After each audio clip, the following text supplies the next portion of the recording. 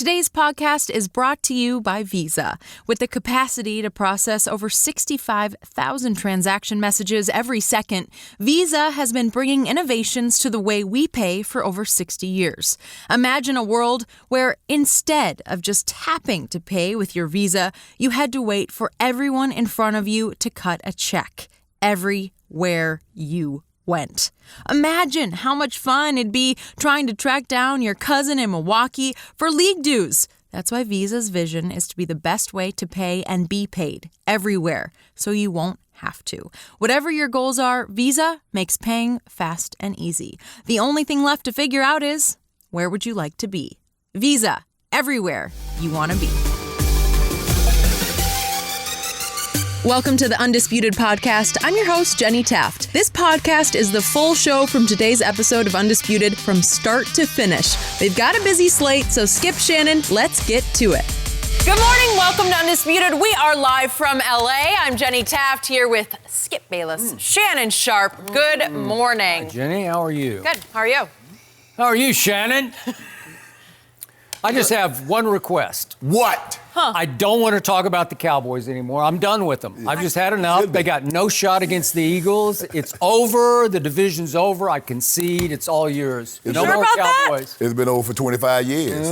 Last time you won anything. Really? Yeah. Okay. About that. All right. Interesting. I'm sorry you bring that up, Skip, because we are going to talk about the Cowboys today. We have so much to get to. Is Jerry Jones ruining the Cowboys by not getting Dak signed? Maybe that's the problem. And does Anthony Davis actually have a shot to win MVP over LeBron? But first, there were some big trades in the NFL yesterday. Jalen Ramsey has finally gotten his wish. The All-Pro corner was traded from the Jaguars to the Rams for 2 first-round picks and 1 fourth-rounder yesterday. This happened just hours after the Rams shipped off All-Pro DB Marcus Peters to the Ravens. Ramsey is expected to clear his physical and be available to play Sunday against the Falcons. So, Shannon, is this a good move or bad move?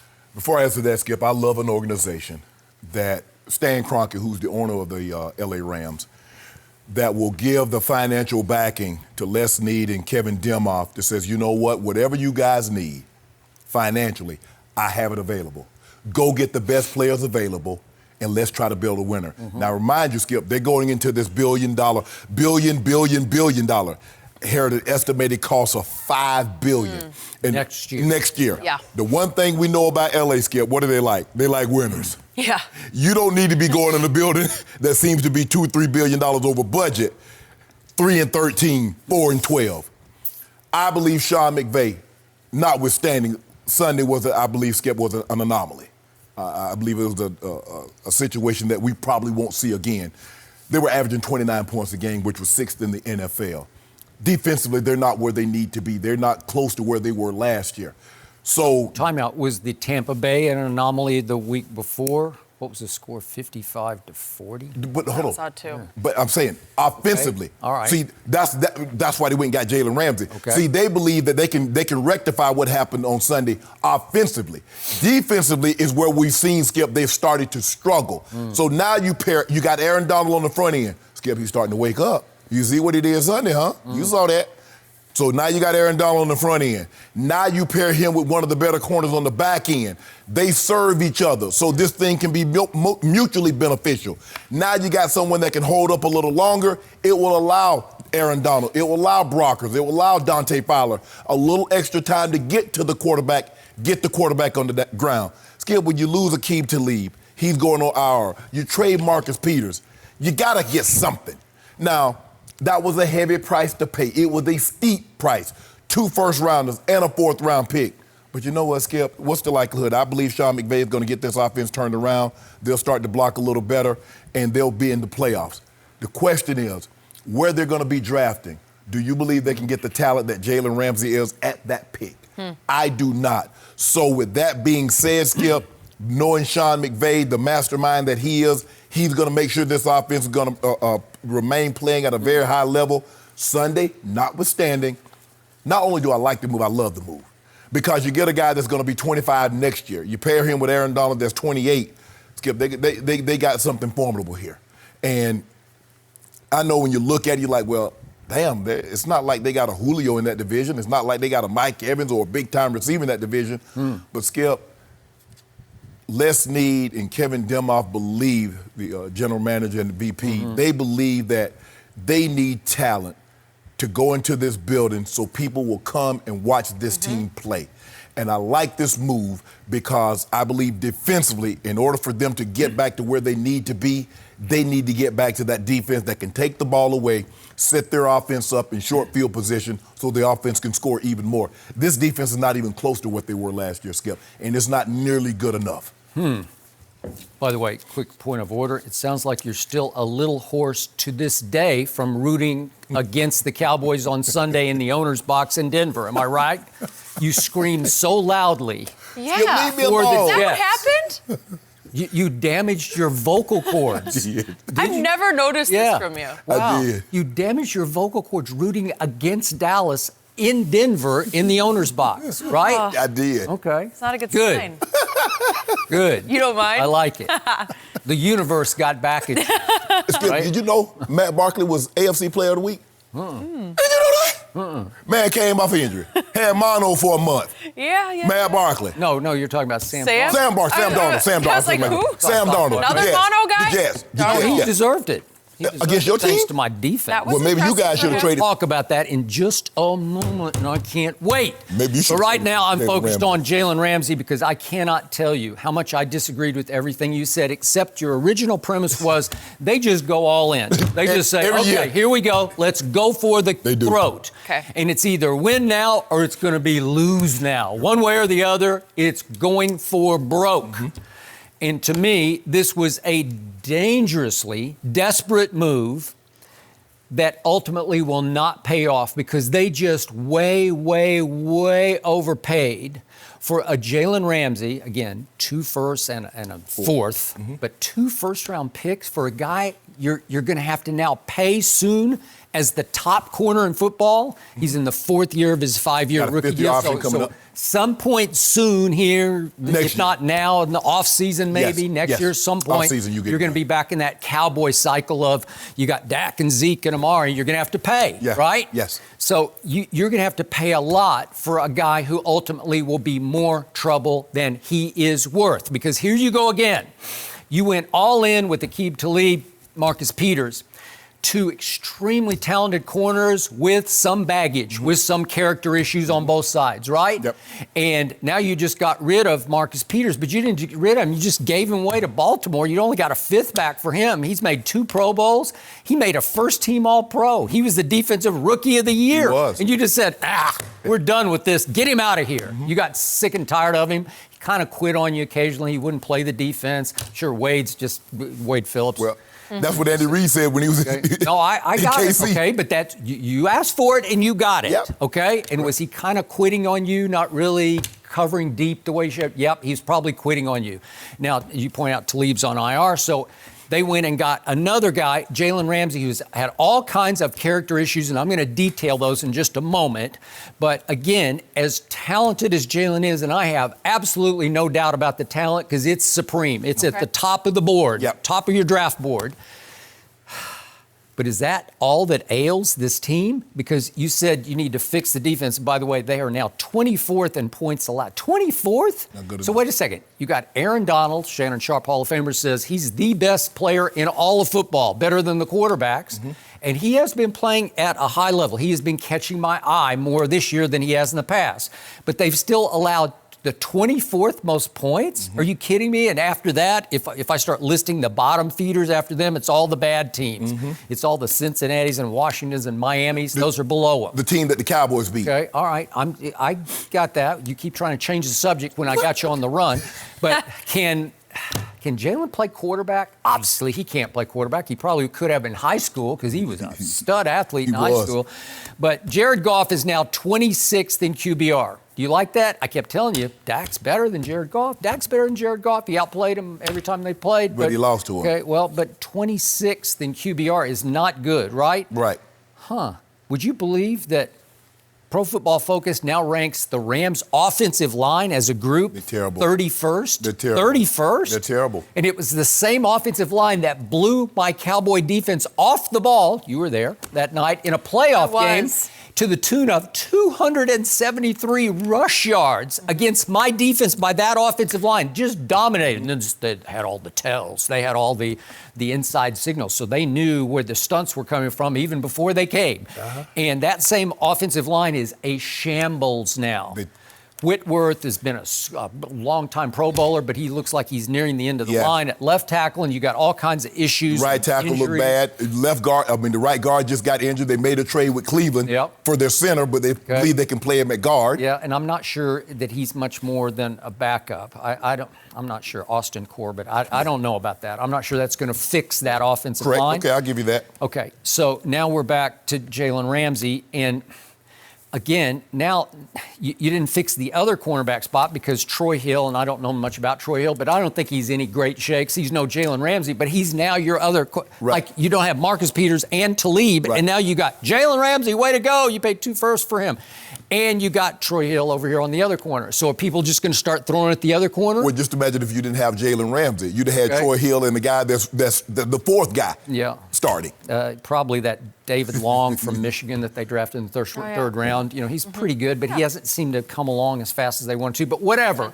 Now you do have Jalen Ramsey and you got Troy Hill. Okay, way to go. So where are you going to go from there? Because your offense is a mess right now. And the boy genius, can he fix it? You think the boy genius can fix it. Skip, you say that. Can you fix Jared Goff? I don't know. Is he what he is? But Skip, you said they're a mess, but they were averaging 29 points a game before San Francisco. Okay. Is that a mess? No. They're okay. Right now they're 12th in yards and 10th in points, so they're okay. And they're 10th considering they only scored 7 on Sunday. Okay. Now, let's look back quickly at Jalen Ramsey's history in the National Football League, shall we?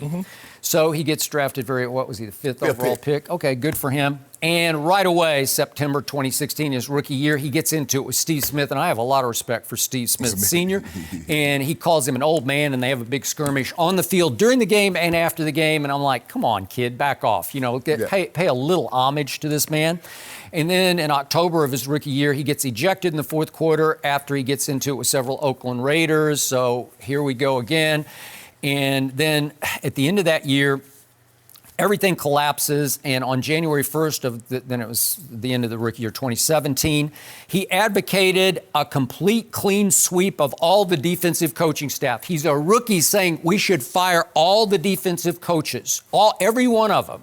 Wade Phillips, are you listening to this? Because this is who you're about to deal with. Then early next year, he gets into it with A.J. Green, gets in a big fight during the game, and gets ejected. This is what you're dealing with. Over-emotional, high-strung, can just go crazy. There's a little Odell Beckham going on here in his psyche. Well, I think the thing that Wade has working in his favor, Skip, Jalen Ramsey is probably the 15th best defensive guy Wade Phillips has ever coached. Okay. So he does have that. So Wade comes with credibility. He does. When you coach Reggie White, Bruce Smith, Ricky Jackson, Von Miller, DeMarcus Ware. I'm thinking of all those guys. All of them are pretty coachable. Coachable. Maybe Vaughn can be a little difficult. And a lot of these guys, Skip, they were Defensive Player of the Year. Okay. They were Super Bowl MVP under Wade Phillips' tutelage. Well, I'm going to say good luck to Wade on this one because now we go to the end of the year.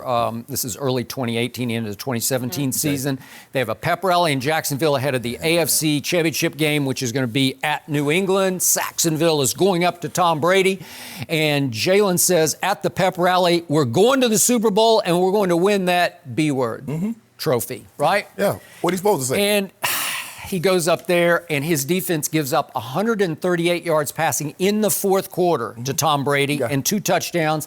And Tom roars back from a deficit early in the quarter to win the game with, remember, he had 12 stitches in the palm of his throwing hand. I don't know how he did that. It's something about Boston. 12, you know, Kurt Schilling had 15 stitches in his ankle, and now Tom Brady got 15 stitches in his thumb. But that's neither here nor there. Well, it's neither here nor there that Jalen was on the field as his defense gave up 138 yards passing, and then he advocated after the game that it was all the fault of the defensive coordinator for calling too many zone defenses in the fourth quarter. This is who you're dealing with, Wade Phillips. Thank you very much. Then, head of the next season, big GQ bombshell drops. Oh, yeah. And Jalen says Josh Allen is trash. Really, had him even playing the wrong school, but that's okay. Won't get into that. He said Matt Ryan is overrated, product of Kyle Shanahan's offense. He also said Jared Goff, interestingly enough, is average to above average, which could be right, except He's now going to go play with him, right?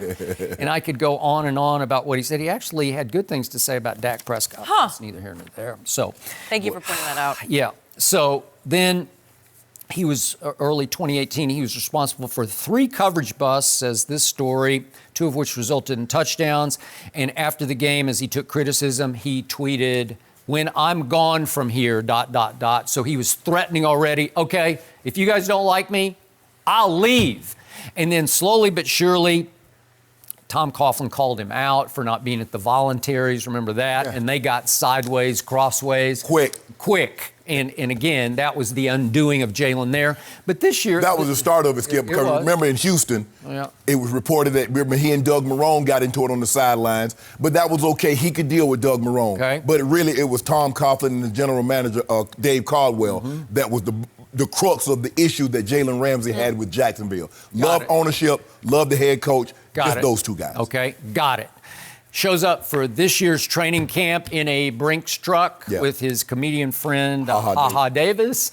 And they put on a big show, and Ha introduces him as the man, the myth, Jalen Ramsey. And I don't know, he sort of misspoke, but maybe there is some myth going on here. Not sure about that. And then it was one thing after another, and I got to say, Jalen just flat out quit on this year's Jaguars. He quit on them, and again, he had a back injury. Yeah. And a girl had a baby. Skip got to see the birth of the baby. Okay, well, that I give you. The back is healed now, I guess the back's okay, and the Rams fully expect him to pass his physical and be ready to play. So, I don't know if it's this Sunday, but it's soon enough. Well, I will concede that.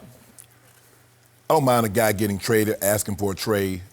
But don't quit on your team. Don't come up with these phantom injuries all of a sudden, because we heard nothing about no back the whole season. And then all of a sudden you get into you don't like the way Tom Coughlin approached you or what he said to you, and all of a sudden your back is on the brink. Don't do that. I don't like that. That's really the only thing. Yeah, Skip, he's a young kid and he says some things, Cornerbacks are really brash, especially if they're really good, and he had success early. He comes out of Florida State, and that used to be DBU, not LSU. Say they're DBU, whatever. But he has confidence, and you got to have confidence to play that position because you're on an island. They're asking you, Skip, to run backwards as fast as Julio Jones runs forward. Correct. And so you have to have that confidence, and you got to have a short memory. Okay. And you have to have supreme confidence, and he has that. And yes, he says some things that I don't necessarily agree with. But for the Rams and where they want to be, I believe Sean McVay, Todd Gurley's situation, it is what it is. I don't know if we'll ever see the Todd Gurley that once had 21, 22 touchdowns in the season, had the guy that went back-to-back 2,000 yards from scrimmage. I don't know if we're going to see that guy again. But I believe Sean McVay can cook up something that still will be good enough offensively to get this team. But the question is defensively. Skip, you can't give up 55 points to Jameis Winston. Who then turned right around and threw 5 interceptions and he fumbled. So 6 turnovers. That guy just scored 55 on you. He threw 4 touchdown passes in the 55 points. They had 1 defensive touchdown. So you can't allow that to happen, Skip. And so defensively, I think this was a good. Skip, I don't really know. I would have loved to see Kansas City make this move. I think he would have been more valuable to Kansas City than the Rams, but that's neither here nor there. But Stan Kroenke says we're going into this billion-dollar building, and we want to go in as a winner. And I'm not going into this building 4-12. I'm not going into this building 6-10. So whatever you need to do, I have the assets to do it. Go get it done. Okay, I got that. And I'm all for plunging if you plunge smartly. I'm not sure this is plunging smartly because I still say football, your game, ultimate we game. It's a unity game. And they're trying to do it with just sheer talent. They're trying to say, go get him, go get him. Yeah.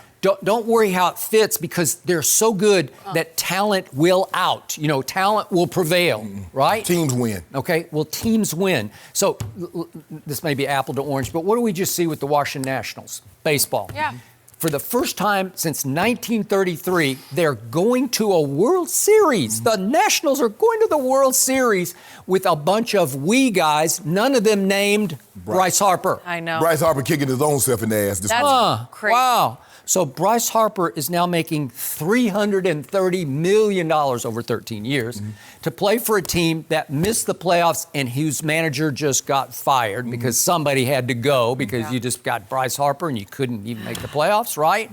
Okay, so that Nationals team is fun to watch because they have pulled together. Yep. They were down 3-1 in the wild card game in the 8th inning to Milwaukee and Hader, and they came back to win. They were down 3-1 against Kershaw, but against the Dodgers, obviously, in the next round, and they came back to win, hit 2 big home runs, and here they came again.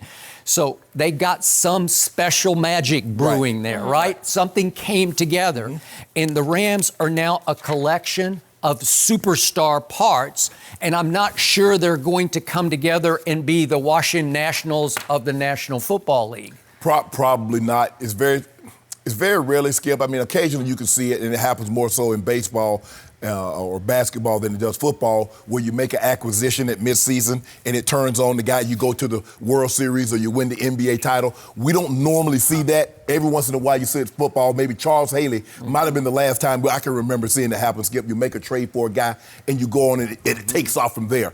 But for the most part, it doesn't normally happen like that. But Jalen had to get out of Jacksonville, Skip. It wasn't going to work for him there. Am I surprised that they gave up 2 first-rounders and a 4th? Probably. Knowing that he had to get up out of there, yeah, I'm a little surprised. All right. And maybe they were bidding against themselves. Maybe they said, well, this team got this. I don't know, you know. But, Skip, they had to do this. I like the move for the simple fact, front to back. You got Aaron Donald, so Aaron Donald's happy. I get you. On paper, it looks okay. Okay, I got that. And I love Wade Phillips, and you love Wade Phillips. I love Wade. Love him. We've had him on the show, and he's fun to be around, and he's really smart, and he's really good at handling star personalities. Yes. So if anybody can do it, Wade can do it, and I'm just not sure Wade can overcome a Jalen Ramsey. And the final incident was he's now reunited with Dante Fowler Jr. in L.A., but remember when they were in Jacksonville, they went to war with the media, and both got suspended because the media was filming an incident that took place at the end of practice between Fowler and Ngakwe. Remember that? Yep. And then Jalen jumped in and he was saying, if you want war, you know, we'll go to war. And then they both got suspended. So now here we go again. Well, you know, he wants to play man. The thing that I know about Wade Phillips, whatever you're good at, he'll let you do it. You want to play Wade? You want to play man? Okay, he'll play man. Exactly. Really? Yeah. He'll let whatever you Skip. Wade will figure out what you do for his defense. What do you do really well? Okay. Go do that. Yep. If all you can do is rush the passer, don't worry about first and second down. We're going to put your butt in there on third down. Go get the quarterback. You want to play man coverage? Play man. You want to play zone? Okay. We'll play man on one side. We'll protect you on the other side. And that may happen. Wow. May happen. That's what's made it. Okay. So the bottom line here is they did get to a Super Bowl with Talib and Marcus Peters. Correct. Albeit because of a blown call in New Orleans. But they got there, and I can't take that away. Correct. And now, once you plunge on this deal, when you go this deeply all in, this is Super Bowl or bust. So I think the expectations just rose even higher for a team that was struggling to live up to post-Super Bowl expectations, because we always see what happens to the Super Bowl victim, the loser, right? It's always hard to dredge it back up the next year, but unless you're the New England Patriots. Skip, the Rams have always been for the last couple of years, they've been Super Bowl or bust. That's why they get Brandon Cooks. That's why they get Jared Goff, the big deal. First round, Todd Gurley, Aaron Donald. Okay, right. This is why they keep doing. It's for the foreseeable future. It's Super Bowl or bust. Okay. And the window is going to close quickly on this team because you are going to be so strapped against your cap because they're giving everybody top dollar. Jared Goff, Todd Gurley, Aaron Donald, and now you can only go so Ramsey. far. Yeah. And at some point, you're going to have to pay that piper. And you're going to sit back and say, well, we tried. And unless you've got a Super Bowl to show for it, you're going to say, Whoops. That balloon payment is going to come due sooner or later. It's a big balloon. McVay called it a humbling loss last weekend against the 49ers. Maybe this will rejuvenate them in a new way. No mercy. Former Eagles running back Brian Westbrook weighed in on the Dak Prescott contract situation. Westbrook said, quote, "I think Jerry Jones messed up this entire team." The former All-Pro continued saying that it's a mental situation for the most important player on the team and that it's crazy to put your team in that position. So, Shannon, do you believe there is any truth to what Westbrook is saying? I do. I really do, Skip, having gone through this before. Because, the thing is that what Brian Westbrook, the great running back for the Philadelphia Eagles, said is that it's the most mentally challenging and demanding position, I believe, in all of sports, Skip. Okay. And your mind needs to be free. Now, what is happening here is that Jerry says, Dak, we believe you're worth X. Dak says, I believe I'm worth Y. But the Z to the equation to Skip is what? Injury. That's always at the back of my mind. That's why Zeke says, I'm not stepping on the field. I don't care anything about it. I got 2 years left. I'm not stepping on the field because I know when I step on that field, practice, walk through, anything can happen, and there goes my money. So Dak, and you try to not think about that, Skip. You play so much freer when you know you're taken care of. Because I went through that in 96, Skip. I was in the last year of my contract, and I've been told that we're going to take care of it, and they offered me a contract, and I knew I was worth more than that. No. I'm not going to wait till the last year of my contract, and then all of a sudden you says, okay, we'll give you this, and I'm going to be the 5th highest paid after waiting? Yeah. No, I can't do that, Skip. Come on. So I'm going to play it out. And first game of the season, Skip, have a big game, but guess what I do? Hurt my ankle. Here we go again. I said, I'm going to have to go through this again. Past 2 off-seasons, Skip, I had ankle surgery. So that's going through the back of my mind. Knock on wood, God protected me, have a great season, money was taken care of. But for Dak, Dak's like, yeah, what I need to do? I've won you 2 divisions. Skip said that's a big deal. Skip Bayless said that's a big deal. I've heard that. I won 2 divisions. Shannon Sharpe said not a big deal. Whoa. Talk about it. It's my time. I don't need you to talk. You interrupted me. Well, you needed a little point of order there. Skip Bayless says, I was rookie of the year. Skip Bayless said that. It's documented. I was. Skip Bayless said I had the greatest rookie season of any quarterback in NFL history. He said the words that he likes to use, Jenny Taft, he says, I defy you to find a quarterback that had a better rookie season. I do, and you can't. So, Jerry, you need to 2 Pro Bowls. he said 2. He did. Yeah. And he said, Jerry, you need to compensate me for that. See, Jerry doesn't lose. See, Skip, at the end of the day, win, lose, or draw, Jerry is printing money because he's the Cowboys. He owns the Cowboys. He's out of the revenue sharing as far as everything except TV revenue. But as far as licensing, seat licensing, merchandising, Jerry goes it alone. He said, I can make more money doing it by myself than being in it with you guys because you guys don't know what you're doing. Oh, Jerry know what he's doing. Because see, Skip, at the end of the day, before I wrap this up, at the end of the day, Skip, when this deal gets done, Jerry's going to shut the door, and Steven's going to be sitting there to his left. He's going to, Steve, we won this one, Steve. Steve, we got him. We got him. You're saying they are prioritizing a contract negotiation over winning a Super Bowl. Is that what you're saying? Jerry Jones likes winning. And he said, and what did he say? He's done this longer, and he has a high tolerance, so he can wait it out. Okay. So he wants to win. Yes, Jerry is a competitor and negotiate. Skip, this man has done billions of dollars of deals with other guys that are billionaires. You think he wants to let a guy that's a $100,000 beat him in a contract negotiation? No way, no how. He wants to win this deal. And the reason why this deal hasn't gotten done, Jerry has this on the table, and his team, and Dak's team, is unwilling to do a hometown discount. That's simple as that. You know that, and I know that. That's the right reason. I don't know that. I haven't spoken yet, and you're trying to speak for me. Hold on. You told me that this deal was going to be done. You told me once Dick. I told you I'm surprised. No. You said this deal go. Once Dak give that a hammer or a fall, I'll be surprised. Once Zeke gets once that deal is done, Do I sound like that when I speak? What's that say? Not your Jerry voice. I like the Jerry voice. You did it yesterday. I don't know. That's how you do it. So I'm trying to figure out, here we are 7 weeks into the season, and the deal isn't done. But I keep hearing Little Birdie keep telling me the reason why the thing ain't got done is that ain't no hometown discounting. That's what I can. Skip, I don't know if it's any truth to that. That might be a lie. That? And my grandma used to get on me all the time. She said, boy, what did I tell you about speaking behind people? What she meant by that is repeating what I heard somebody else say. Now, Little Birdie did tell me that. Say the biggest reason why this deal hasn't gotten done ain't no hometown discount cooked into it. Would that Little Birdie be negotiating against Jerry Jones? I don't know. Who knows? Who knows? You never know about those things. So I would like to clue in our loyal audience out there about two things operating right here, right now. One thing is the man across from me is the ultimate Cowboy hater, and he has tried to drum up controversy and team-splitting crisis since training camp opened against my Cowboys. He wants the Dak deal to be the reason the Cowboys lose, the reason they miss the playoffs, the reason they fall completely apart. That's one thing that's operating. Operating also below the surface here is the fact that Brian Westbrook played football at Villanova, which is just outside of Philadelphia. And then he was fortunate enough to be drafted by his quote-unquote hometown Eagles. And he played 8 great years for the Eagles. He bleeds green. And he also wants this to be a huge team-wrecking controversy. It's all about Jerry doing Dak wrong, and it is ruining the locker room, says Brian Westbrook.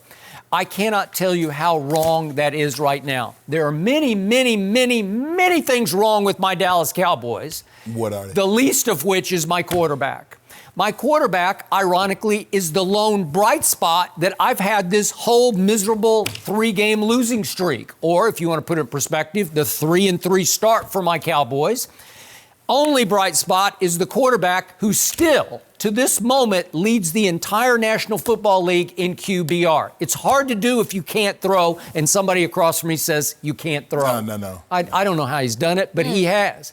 The rest of it has been a disaster. Zeke has not been Zeke. I don't know. My eye test just tells me he's not quite the same. Is he running as hungry as he used to before he got his money? I don't know. It may be because his offensive line has been consistently getting its golden tails, its high-paid golden tails, whipped. Starting in New Orleans, they got knocked off the ball like crazy, which is why, in part, without the 2 star tackles at the Jets, Zeke Elliott had 10 runs of 1 yard or less. There were a bunch of zeros and a bunch of minuses in there because there's no place for him to go, and he doesn't open holes for himself. He doesn't make you miss at the line of scrimmage like a Camara can make you miss at the line of scrimmage. Which brings me to my guy, Amari Cooper. He has not been healthy since training camp opened. Plantar fasciitis, then an ankle, and now some sort of quad bruise. And he is the first to admit that his drop was the game-turning play of the game against Green Bay at home 2 games back. Game-turning drop in the first quarter. Yeah. It resulted in an interception that should not have been. And he takes full blame, as did Michael Gallup after the Jets game, because he dropped 3 killer passes. So, is he to blame at all? Yeah, I'd say he's supposed to be the new number 1 that game. You got to stand in for Amari, and boy, you came up really small, which brings me to my defense. There isn't one player on my entire defense who has played up to his potential this year. Not one. I can't show you one bright spot. Robert Quinn got a pass because he got a decent grade for the game at the Jets because he had 2 sacks. What happened on those 2 sacks? Mr. Sharpe, Robert Quinn. And I want to love Robert Quinn, but the first one came on a coverage sack in which Sam Darnold, the player of the week, stood back there for like 8 seconds looking for somebody to get open, and he just couldn't find anybody. And Robert Quinn did a lap around the back of him and finally got the ultimate coverage sack. And then he got one in the fourth quarter because Sean Lee, they finally blitzed. They do not blitz. Sean Lee went on a blitz and 2 guys took him. And guess who was unimpeded to the quarterback? Literally untouched was Robert Quinn to Sam Darnold, and he got a second sack. Which brings me to my guy, Marcus Lawrence. Not DeMarcus, because there's no D in DeMarcus. Wow. There's money. He got $100 million. Yeah, deserved it. But guess what? Pro Football Focus ranks him this week among all defensive players. He ranks 137th. What? So he makes $100 million and is ranked 137th. That's horrendously bad. There are games go by and I don't even know that he's out there. I don't know that he played. So this unit, which showed me, it suffocated Drew Brees and company. It suffocated Russell Wilson and company. All these same guys. And I don't know why. There's no spark. There's no energy. There's no urgency. There's no life on my defense. And you know why, Skip Bayless? Because you are doing the same thing they're doing. They're living on last year. You keep bringing up. You could be right. New Orleans. You could be keep right. bringing up Seattle. No, but I bring it up because I saw it. I saw it happen. I saw real talent and firepower.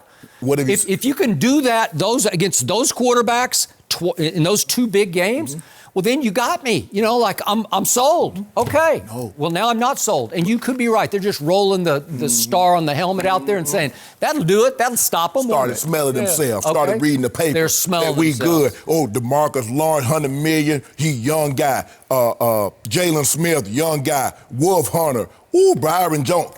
Oh, guess what? The mother team said, we got something for y'all. Okay. We don't believe y'all good or y'all I say know y'all most are. people don't know who Tyrone Crawford is, but he's a really good football player, and he was huge for them last year as an interior pass rusher, and he is now out for the season. It's a huge big loss. You know, it's like little big. And it cuts into your depth. It does. Well, but he's not even depth. He is firepower in the interior. So all of a sudden, now we get back to Brian Westbrook's big picture premise. If you can make a case, which this would be very difficult to prove, if you're telling me that Jerry is losing the locker room because he won't pay Dak, that's one thing. Right. Where if you're telling me everybody else is getting disgruntled about it, they're getting anxious, they're getting maybe even angry, like you won't pay our quarterback, because this team believes in that guy, that number no 4. question. I believe He is that. the leader. He is the face of this franchise. So if you tell me that they're disillusioned to the point that they're losing a little of their spark in their spirit, you got me on that one. But that's hard to prove because it's not directly impacting the quarterback himself. But let me tell you what's happening, Skip. Dak Prescott, you tell me the quarterback is the most important. He's the unquestioned leader of this team. He watched Jalen Smith get paid. He watched Lyle Collins get paid. He watched Zeke Elliott get paid. Marcus Lawrence get paid. He says, whoa. What about your boy? Now, I play quarterback. Okay. Now, they say that's the most important position. Now, where my cheese? Okay, but it's not, I promise you, if he was horrendously bad, if he were just coming apart, I'd say, you got me on this. I don't see it. Again, he's about all I've had. Skip, he got more interceptions in 6 games than he had in the entire rookie I told season. you the last 4, and he didn't have any in New York, but the 4 in question, only one did he deserve, and it was a bad idea in the second quarter against Green Bay. That's the only one that was where you say, that was awful. One was a Hail Mary, one was a drop by Amari, and the other one, Kevin King of Green Bay just mugged Gallup on the play. Skip, all I know is 2 of the last 3 weeks, he has not thrown the ball into the end zone and had a receiver come down with it. Well, all I know is he brought them back from 31-3 down against Green Bay and 21-3 down against the Jets. And you say, well, he didn't finish it. It was impossible. It was inhuman what he pulled off. It was inhuman the punishment he took from Greg Williams' blitzes and loops and stunts. He got beaten up, man. He must still be sore to this moment. I was advocating at halftime, maybe we should just pull him out. Skip, let me tell you what happened. A couple of weeks ago, Skip, missed my flight. No, I was on the jetway. Yeah. Almost made it. Did I make the flight or did I miss it, Jenny? I missed it. I wasn't on the plane. Wait a second. They didn't keep the door open for the No. Hall of Famer? And No. when are you late to end? You must have raised hell with the airline. No. You never had the marshals come get me and march my ass up out of there. I need to fly. Guess what I did? What'd you do? I went and sat down. Went to the Crown Room, went to the Delta Sky Club, had me a couple of drinks. Okay, yeah. Oh. And? I waited Is that the end of the waited for the story? next flight. Okay. That's the end of the story. So your point is you didn't make it. No. It's just like when Dak almost brought them back, he didn't make it. Okay. Oh. So guess what? Now, you keep talking about the defense, and granted, maybe they're not playing up to what we thought they would be, given that they brought everyone back. But what can I do with 9 points in the first half of 3 games? Whose fault is that? Can't do a lot. Drops everywhere. You ought to be ashamed of yourself, Skip. You should be ashamed of yourself for saying that. All I know is he's number 1 in QBR. Are you ashamed of that? What do they got to do with anything? What does it have to do with anything? It's hard, man. It ain't hard. There's a guy named Mahomes we're about to talk about. There's this guy named Russell Wilson, and there's even this guy named Brady up in Foxborough. And number 1 is Dak Prescott. So he's the best. So you're telling me Dak Prescott is the best quarterback in the NFL right now? He's played the best according to that statistic, and it's a good stat, man. Skip, it tells all. When you start reading about how they do QBR, that if you up by 21 points in the fourth quarter and you throw an interception, it has no weight. Once you start, they discount different plays that don't matter, and they count plays that do matter. All of them matter. Thank you, Jenny. Sorry, I mean, they do. Okay, but what's the other one? Just the passing stat, whatever it's called. You know, it doesn't take into account you can use your legs occasionally, and Dak used it against the Jets because he got the ball in the end zone running it, as he did against Russell I want Wilson. my quarterback to throw it into the end zone. That's what I got a running back for. I want him to throw it. Throw it. Okay. Well, my team is teetering right now, but my quarterback is standing tall. He teetering too. No, he's not. He could go eat. Yeah. You worried about this weekend, Skip, or you feeling okay? I'm a little, for all the reasons I gave you, except number 4. You should be. All the other You reasons. should be very worried. Well, the last time I saw Philly at Jerry World, I saw my quarterback throw for 243 in the fourth quarter and overtime. Just in the fourth quarter and overtime, 243, 3 touchdowns, no interceptions. You might be lucky to have 243 in the entire game this week. Well, most people are lucky to have 243. Yeah. It's a pretty good number. Your voice, Shannon. You keep yelling about the Cowboys. It might never come back after this weekend. I'm worried about your blood pressure. No mercy. Let's talk about Mahomes, shall we? The Athletic released an article outlining how Andy Reid and the Chiefs must slow down their pace of play if they want to win. The article specifically points out Kansas City's 17-3 lead against the Texans on Sunday in the first quarter. With a 2-score lead, the Chiefs still only called 11 run plays all game, and their defense was on the field nearly twice as much as their offense. KC ended up losing that one, 31-24. So, Shannon, do you agree that the Chiefs must slow things down? No, I don't agree, Skip, because this is the way you've dealt with high-powered offenses since I can remember. Is that, Skip, if you remember when you go back to the 1990 Super Bowl, the Bills against the Giants maintained a 2-1 possession time. They said, you know what we're going to do? We're going to take the air out of the ball. Y'all got Jim Kelly. What was Parcells' phrase for it? Shorten the game. Shorten the game. So when you possess the ball for 41 minutes and you let the opposing team have it for 19 minutes, how much damage can a team actually do in 19 minutes time of possession? All right. And you see what happened Sunday. 40 minutes time of possession versus 20. The week before, Indy had the ball 37 minutes time of possession to a little over 22 for Kansas City. What's happening is teams are keeping the ball 8 minutes, 9 minutes. That's keeping Mahomes on the bench.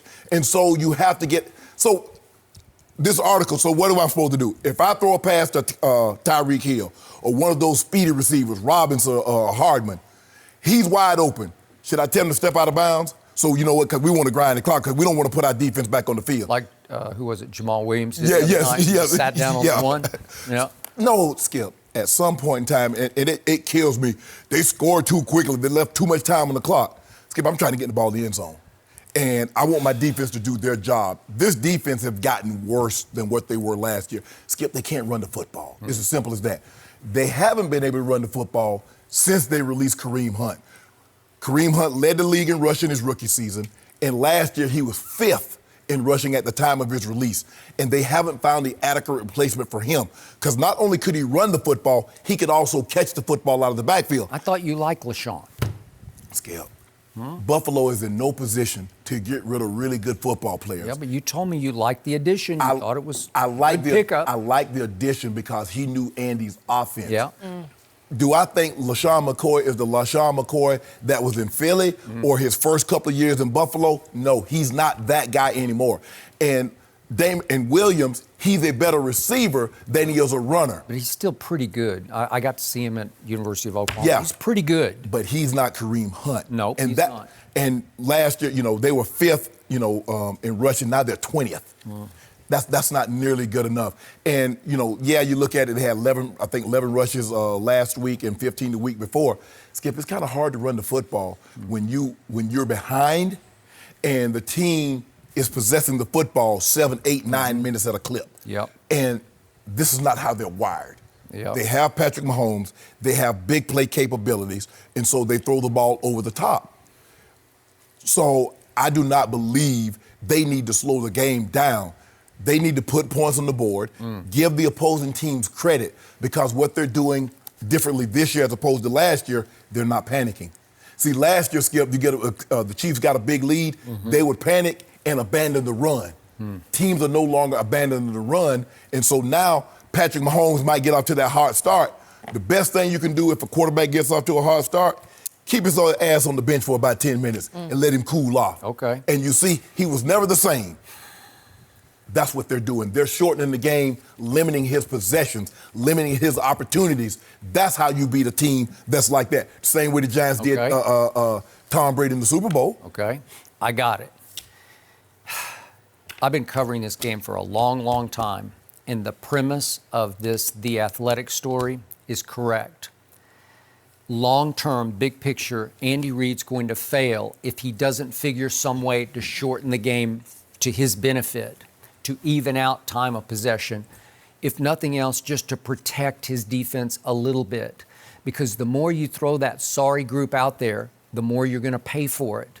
They're now 27th in yards allowed, and as a team, Pro Football Focus ranks the Chiefs just as a team. They're last 25th. No, 25th. Oh, as a team overall. Not the defense, just the overall. Oh, yeah, because they put that's fact. They're 25th because the offense is rated so high. Okay. Wow. Okay, I got it. But it's just simple math that, look, what do I call Andy Reid? He's a mad scientist, but he has become the Mike D'Antoni of the National Football League. What's Mike D'Antoni in Houston? It's all about offense. Yeah. Bells and whistles. James Harden revolutionized the game last year, right? Didn't we agree? We did. We've never seen anything like it before. Nope. He won back-to-back MVPs for Steve Nash. Nash beat Shaq one year, and it was outrageously wrong. Exactly. It was just wrong, but you get mesmerized by what Nash is doing as the centerpiece of this spread offense that he's running, and you let him operate in the middle just like James was operating last year. It'll be different this year, but again, it's Mike D'Antoni. It's Andy Reid becoming at least as obsessed with winning MVPs as he is with winning Lombardis. At least as obsessed, because he's got a revolutionary new toy in Patrick Mahomes, and he's going to play with it or overplay with it by calling way too many pass plays, especially deep pass plays, because often, to your point, they work. They work. They do get the ball in the end zone, but it happens so lightning quick that all of a sudden, now the defense is out there for 13 plays against Deshaun. Exactly. And they're just grinding it out, and it's 3rd and 2, and they convert. And then it's hard. It's just hard because they just wear your defense out by running the football and possessing the football, but right? that would be the equivalent of saying that Golden State lost the game because they're shooting too many threes. They need to pound the ball inside. Well, you built your offense around shooting the three-pointer. They built their offense around the big play in the passing game. Okay, it's a little different because there's a shot clock in pro basketball. Right. So you go back and forth and back and forth, and well, you can kind of slow Golden State down a little bit. You can play slower, right?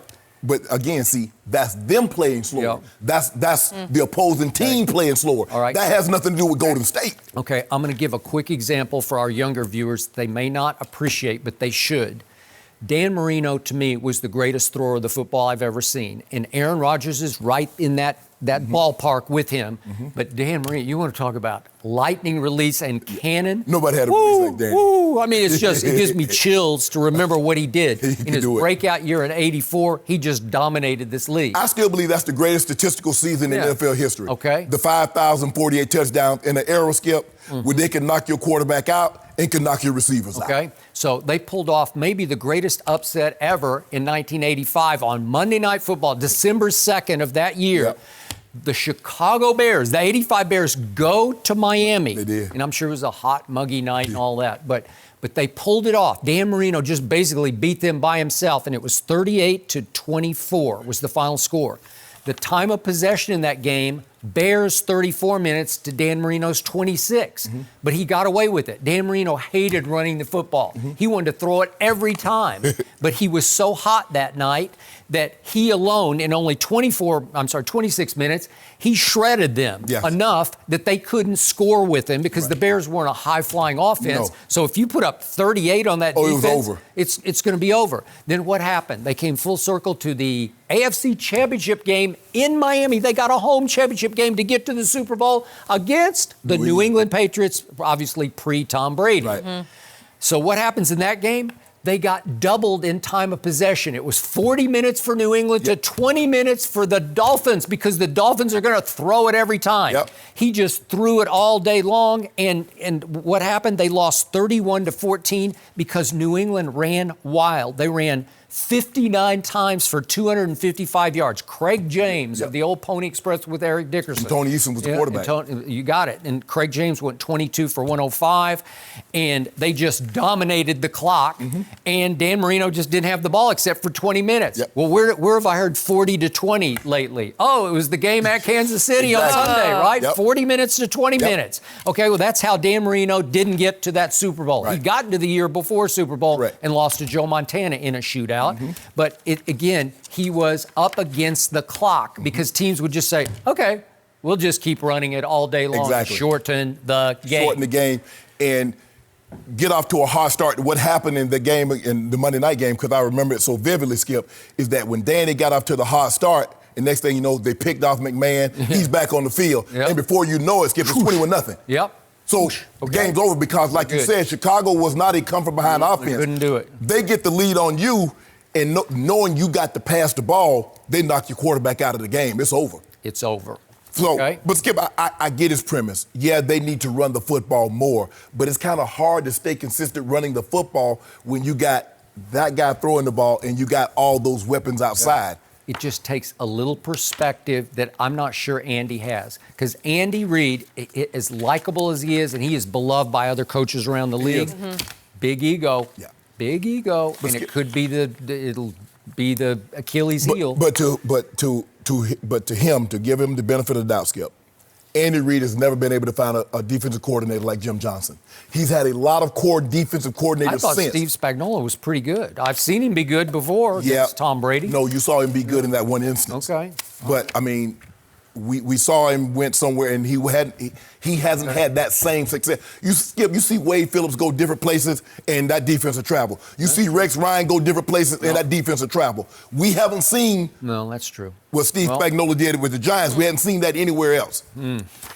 How on earth are you going to handle watching tomorrow with the Chiefs visiting Denver? I mean, who on earth are you going to cheer for? You picked this team to win the Super Bowl. Complicated, I'm Shannon. not cheering. I want the Broncos to win. I'm saving all of my energy for Sunday night. Sunday night. No cheering, just sit in silence. I'm going to have to come in here and do sign language on Monday. Really? Hold up cards or something. A translator? Yeah, we don't want that to happen, Shannon. Whenever you're quiet, it's not a good sign. That one should be interesting. They're looking to avoid a 3-game losing streak. No mercy. LeBron James received a lot of backlash when he said that Rockets GM Daryl Morey was not educated on the situation when Morey tweeted his support for Hong Kong protesters. LeBron has since said that he thought the timing of the tweet, not the content, was the issue. In response, protesters have trampled and burned LeBron jerseys. And respected USA Today columnist Christine Brennan, usually a huge LeBron supporter, says that LeBron's voice is, quote, significantly weakened after the comments.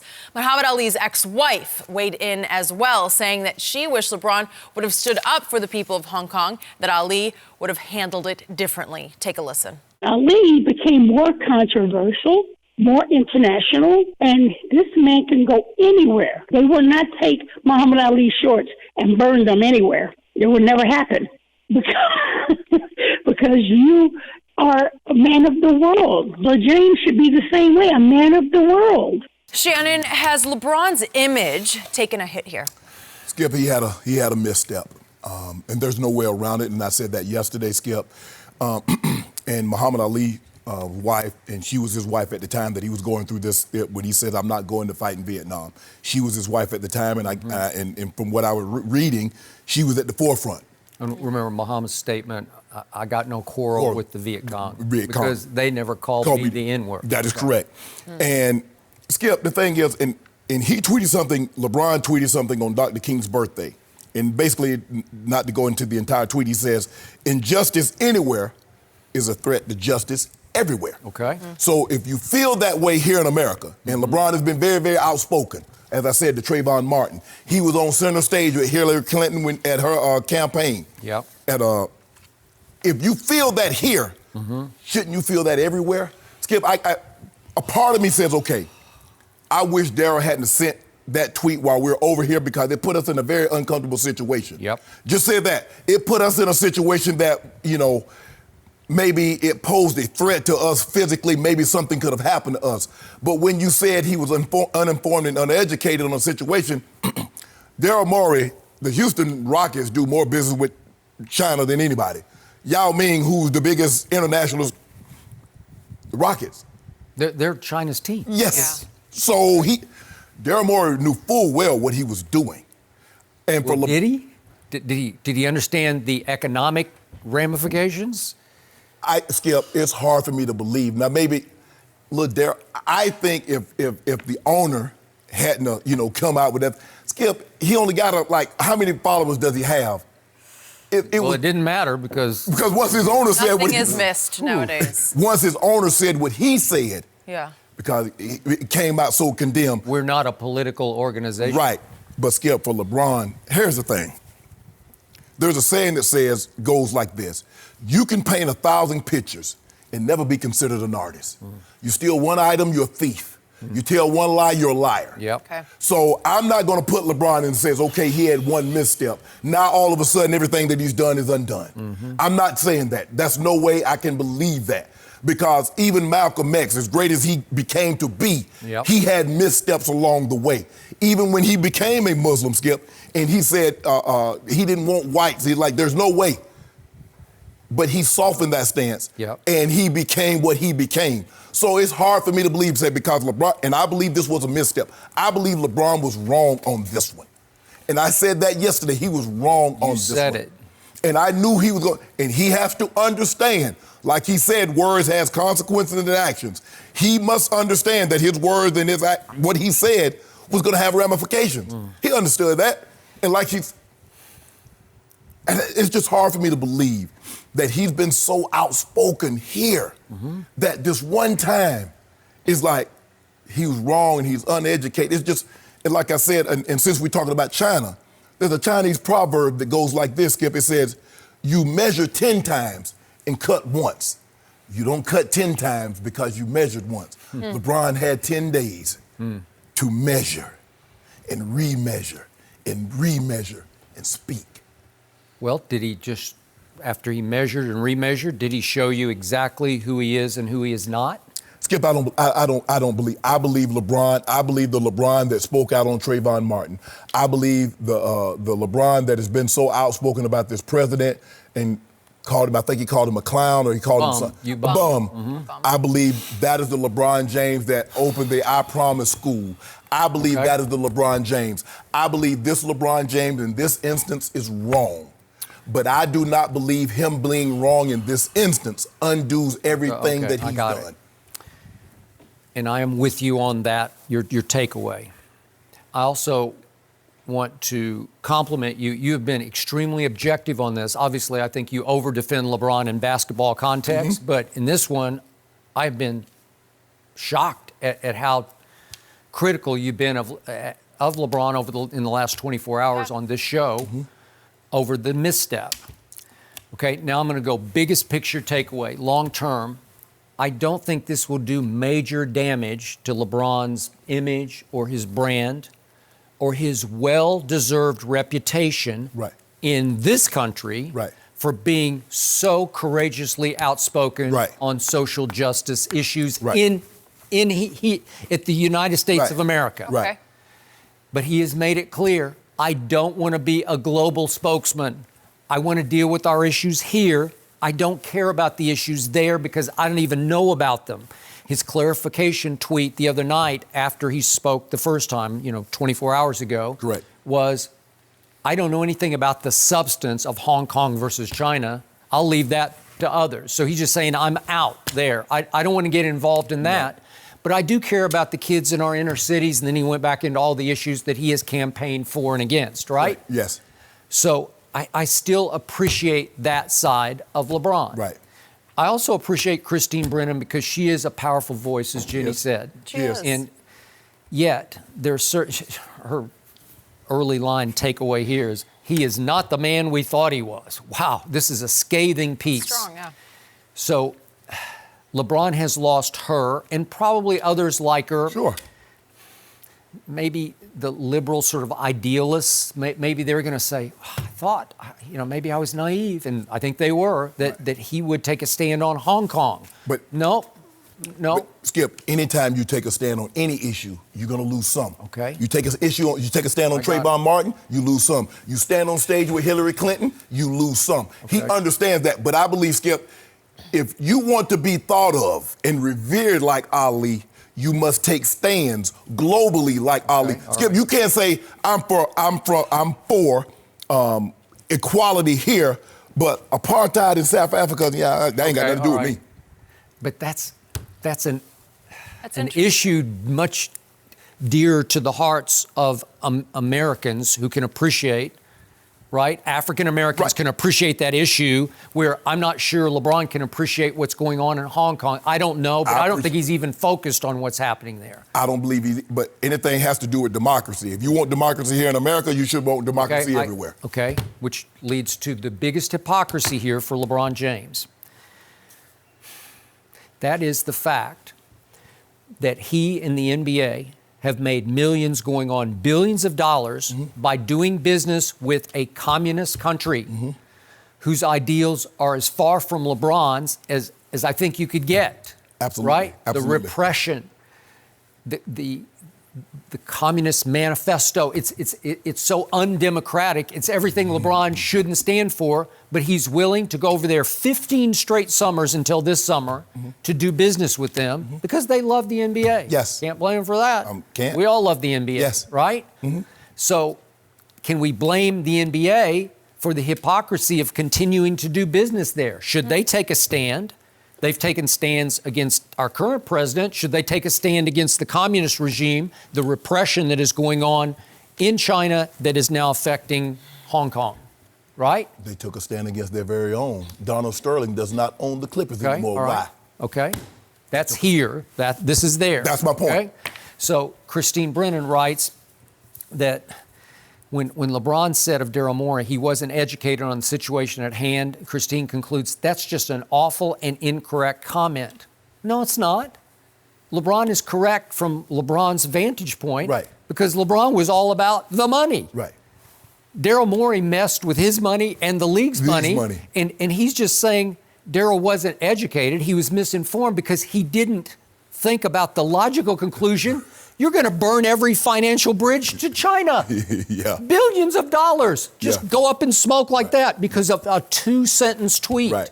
Boom, you hit send. It's like you detonate all those deals in China. Yeah. Even the G League had a deal whereby a bunch of the players were going to go make $1 million over there playing a tour. Right. And it went up in smoke. Yep. Because he hit send. Yep. Okay, so again, LeBron's point, if it's all about the money, which in this case LeBron was all about his money and the league's money and everybody's money, then Daryl Morey wasn't informed enough. He surely knew this in the back of his mind. I think Daryl was very informed about what was going on in Hong Kong versus China. Yes. Right? That part, okay, now I see what you're saying. Yeah, you said he was informed about what's going on with Hong Kong and China, the protests and everything, the extradition. He understood that. But the ramifications of that tweet and the money that he was going to lose because China does not play. They say, you know what? They don't just threaten. They'll cut your butt off. Yes, because he was thinking only of right here, right now, Hong Kong. Right. And he didn't think of mainland China. Wait a second. Yeah. If you hit send, you're going to blow up all of our deals. Yes. And by the way, you are running the team that is called China's team that they love the most. Yes. It's Yao Ming's team. How do you think every year with Kobe and Shaq and all these LeBron, Yao Ming was the leading vote getter every single year for the All-Star game? Why do you think that is? I used to say, this is not fair, right? Okay, so Christine's other point was, she's really hard on LeBron here. In many ways, to your point, he did misstep, and she should be hard on him. She said, and I quote, "We thought James was a different kind of athlete, more Ali than Jordan, more Billie Jean than Tiger. We thought he did, in fact, care about Hong Kong." I didn't particularly think No, I didn't think he cared about Hong Kong. That he did care about the Houston Rockets general manager Daryl Morey's right to speak out. Yeah, I think LeBron cares about freedom of speech until it messes with his money. Right. There are negatives to it, as he tweeted, right? And she concludes, Christine, that he did care about how the NBA might even begin to force change on China's repressive regime. Wrong, Christine. I'm sorry. No, I don't care how powerful LeBron James is. I don't care how much he wants to be Ali. There is no way he's going to go over there and force change in China. It's our big brother. You know, it's the population, the power of it. Billion plus, Skip. It is a superpower. It is the number one superpower. And what did President G say? Anybody that tries to come between us, the consequences will be severe. Skip, ain't nobody changing that. And the NBA ain't gonna stop doing business. It's too much money involved. 10% of their revenue comes from China. They say 20% over the next 10 years. Where they going? So let me guess. When they started doing business with China, did they not know what China was? So what did China do to them once Daryl Morey hit send? They bullied the NBA. They just bullied them. And Shut it down. Ain't nobody talking. All right. So the one thing I will say for Donald Trump is at least he has stood up to them in the trade war and said, no, you can't bully us. And he has fought back there. So that's how he has taken his stand economically. Yeah, he grobbling back. But anyway, all right, well, now he's sort of, there's a new agreement. And okay, I got you. But the point is, LeBron can't change China. No, he just can't. Nobody can. No, I'm sorry. Should he speak out more globally about issues all over the world? You could make that case. Right. I just never expected that of him. I never thought he was that guy. And to me, there was just one Muhammad Ali, and was there only one? Skip, if he'd have just said, Daryl Morey tweet, put us in harm's way, because he's tweeting over here, but he's tweeting something that can impact us over there. If he says that, get out. That's it. But once you start talking about he's uninformed, he's uneducated, you're like, whoa, hold on. He's tweeting about Hong Kong should have a democracy. And you don't want that? That's all he had to do, Skip. And then, look, I'm not getting to the gist of what's going on in Hong Kong. That's not my place. I'll leave that to you guys.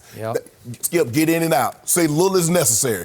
But once you put Daryl Morey, people are like, hold on, LeBron. He was like, the people in Hong Kong should have a democracy, and they fighting for democracy. You say the man is uninformed. He wants democracy for the people of Hong Kong. You're like, and you don't agree with that? That's where I think he had the misstep. And finally, there was the anecdote in Dave McMenamin's piece that was posted yesterday on ESPN.com, and down in the story, there was the clash that took place over in China between LeBron and Adam Silver when he first arrived.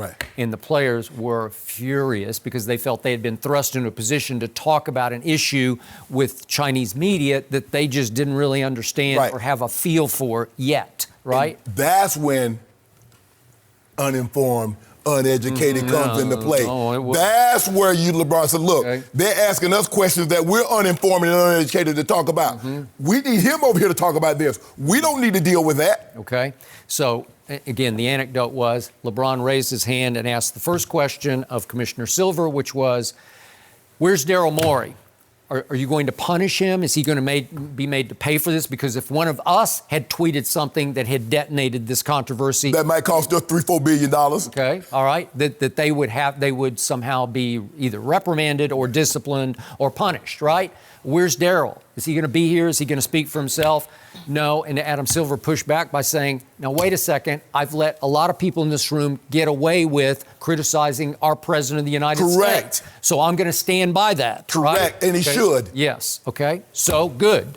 So LeBron was feeling both ways very strongly. Like And a lot of people still want Daryl Morey punished, and I don't know if he's going to keep his job or not over this. It feels like it's continuing, though. It's continuing. It hasn't died down. No. And it's hard for LeBron. He can't necessarily pick and choose when he wants to have an opinion, given how outspoken he's been in the past. Yeah. So I don't know where we go from here. No mercy. Jalen Ramsey has finally gotten his wish. The All-Pro corner was traded from the Jaguars to the Rams for 2 first-round picks and 1 fourth-rounder yesterday. This happened just hours after the Rams shipped off All-Pro DB Marcus Peters to the Ravens. Ramsey is expected to clear his physical and be available to play Sunday against the Falcons. Let's welcome in former All-Pro quarterback Antonio Cromartie. Good to have you back with us. Glad to be back. I think he still could be, actually. He still could be. Hey, I still could be. Feel the same way? I don't know if he could be all-pro. Give me 30 plays a game, I'll be all right. 30 plays. Not 60. All right, Antonio, was this a good move or bad move? Honestly, I think this is one of the best moves that I think the Rams has made. Yes, you gave up 2 first-round picks and a 4th-round pick, but you get the best cornerback in the NFL. He's only, 24, 25 years old? 24, be 25. So you have years with this cornerback. Not only that, this gives Wade Phillips a chance to do exactly what he want to do with that front 7. I can take Jalen Ramsey, go take the number 1 receiver, follow him around, take him any way you want to go, eliminate him. What does that do for the other part, or the other corner? Now you can play coverage to the other side. So I think this will help in a standpoint of giving this defense a lot more confidence in their corners, because I don't think Marcus Peters was someone they really had a lot of confidence in. No. And you had Talib, who's hurt, now he's on IR. So now you add a one-in-a-lifetime corner on this team, and that can change the game at any point in time and take away your number 1 receiver. Because you see Skip, the cornerback at New England, Gilmore, Stephon Gilmore. He's changed the life in New England. You see what they do once they got that kid. You look at what they had when they got Darrelle Revis. It changed. They were able to. And by the way, I'm not sure Jalen's better than him. It's close. Well, hold on. Let me say this. Gilmore has been doing it for the last year and a half. Ramsey's been doing it for his entire time of being in the NFL. Well, so yes, I'm gonna take it over longevity. I'm gonna take it over longevity than a year and a half. So. And I know Wade. Wade loves to pressure the quarterback. I mean, ideally, he would love to pressure the quarterback with his front 4, but sometimes that doesn't get there, so he has to bring the bit. He doesn't have what he had in Denver now. When you had Von Miller and you had Malik and D-Ware and Wolf, that's one thing. You had Harris Jr. and you had Talib. Skip, you can just sit back and like, okay, I'm going to come get you with 4. Play coverage in the back end. You can't do anything about it. But he needed this. He needed this because, like Crow said, Talib's on IR. You trade Peters. Skip, you can't go out there with your 3rd and your 4th corners and expect to do it because you're already starting to slip defensively. You gave up 55 with those guys. Can you imagine what you're going to give up without those guys? So they had to do something. They're moving into a new building next year. Estimated cost $4.5 to $5 billion. Skip, you can't go in that building 6 and 10. You got to go in that building, give them something, give people a reason to come out. Because, LA, Skip, they love winners. We love the we got a front run now. I ain't going to see you losing. Because if you lose it, I'm going to the beach. I'm going to go eat on somebody's... better things to do. Yeah, I'm going to go be on somebody's patio somewhere and eat. I covered winning Rams teams that nobody would watch. Exactly. They were boring. Exactly. Yeah. So you got to have a reason. Skip, this was a move. I believe Jalen Ramsey would have been better served in Kansas City, but that's neither here nor there. I like the move. Stan Kroenke, the owner of the Rams, like, Les Snead, Kevin Demoff, whatever you guys need, I got the money. Go get it, because I want to win. I hear everything you just said, both of you, and I have absolutely no doubt about this young man, and he's still young, about his ability, because he is a flat-out stud. He was a stud athlete in high school. Track, basketball, he could do it all. And he's a big corner, as you are and were.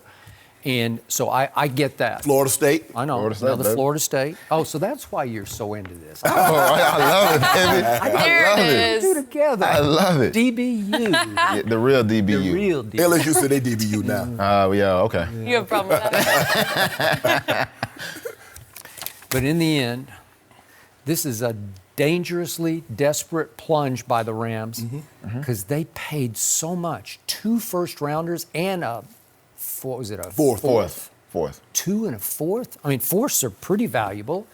And now you're going to have to pay him top cornerback dollar. And you've already paid top dollar to your quarterback and your running back and your defensive tackle. And your wide receiver. And your wide receiver. Woo. So at some point, you're going to have to pay this salary cap piper here, because at some point it's all going to come, like you call it, the balloon mortgage. It's going to come. It's going to hit you right between the eyes one day, and it's Super Bowl or bust. Yes. You better go win it now with this. It's all worth it. If you win one, Skip, it's all worth it. And as you know better than anybody, it takes two corners. And once upon a time, there was you and there was Revis Island, right? Yeah. And they got Troy. What's his name? Troy Hill, isn't it?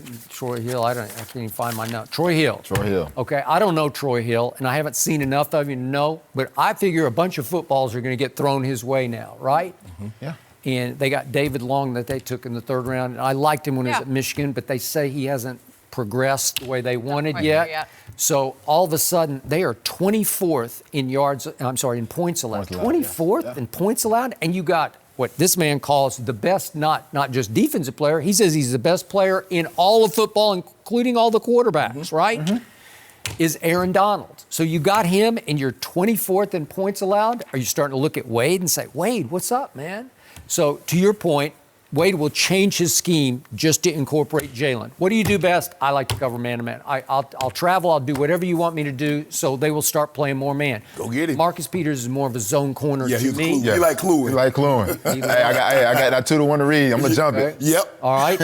But you know what? He clued his way to 2 Pro Bowls and 1 defensive player. Rookie of the year. Rookie of the year. Yeah. Wow, that's pretty. He made first-team All-Pro, cluing his tail off, right? Okay, so they just dumped him. They just gave him away for a 5th rounder with all that reputation that he has, all that legacy that he's built up in this league. They just said, we're done with him. So here they go again with another cornerback with some character issues, because he's had a bunch of character issues in Jacksonville. And they went with Talib, who's had his issues, and then they went with Marcus, who's had his issues. They can be a little tricky, a little tough to coach, but they got away with it, and they got all the way to the Super Bowl last year thanks to one blown call in New Orleans. But they did get there. And then it all blew up, and now Talib, you say, is on IR, and Marcus, they just said, I think he was kind of quitting on them, and they just said, okay, that's enough of that. We'll give him away.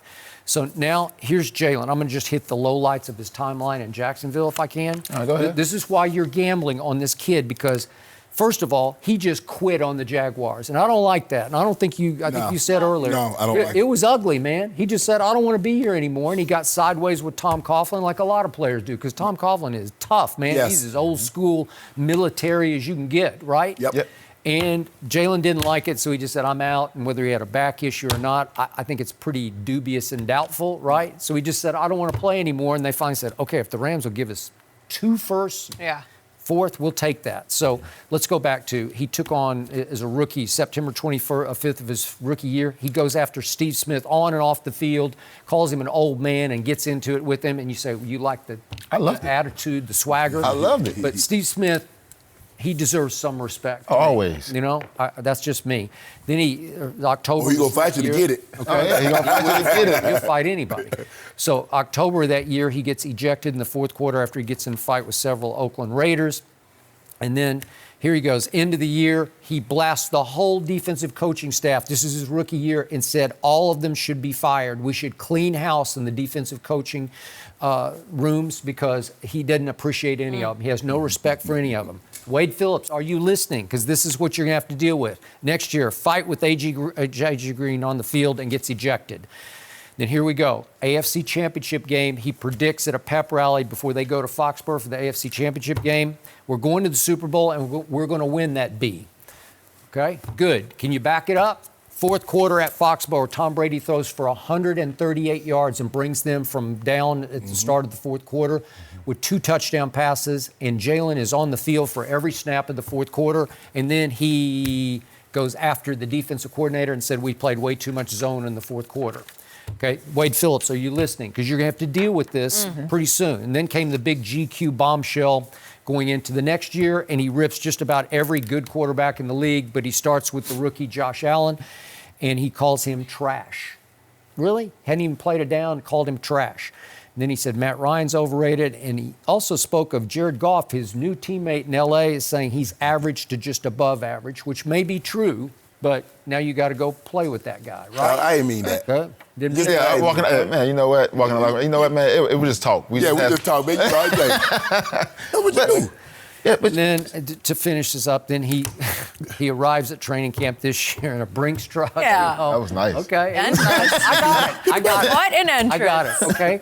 Maybe it's Hollywood. Maybe it works. Yeah, you know? a good point. Okay. But you're just saying you got to pay me top dollar. I want to fill this whole Brinks truck, right? Yeah. And again, you love that, but will he fit in a team concept? Again, he's got some Odell in him, and Odell is a solo star. Can you do this? Look, your game, whether you like it or not, I always tell him, it's the ultimate team game. You have to pull together. You have to be a group. You have to be unified. Definitely. And I don't know if Jalen can pull together as part of a team. You got superstars now. Can you be a team? I'm like this. I believe he definitely can be. Yeah, we have issues. He's a competitive. At the end of the day, the only thing Jalen wants to do is win. He's been winning since high school. He's been winning since college. He gets to Jacksonville, you're not winning like you want to.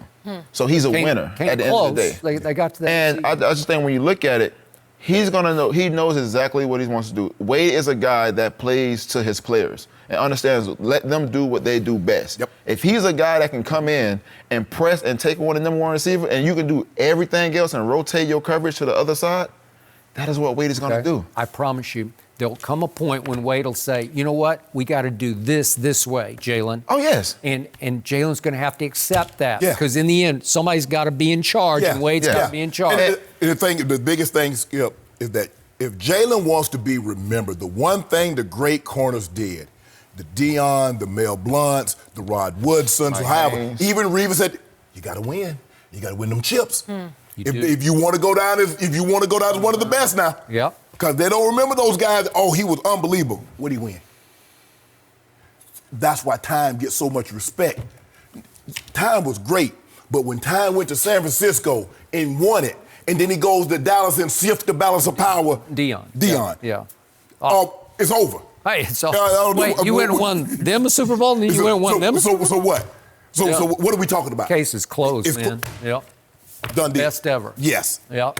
Right. You agree? Or I is it agree Revis? 100%. You got prime time over Revis? Oh, yeah. Oh, good. 'Cause one time I got into a Darrell about that, and he did not like that. Well, hey, listen.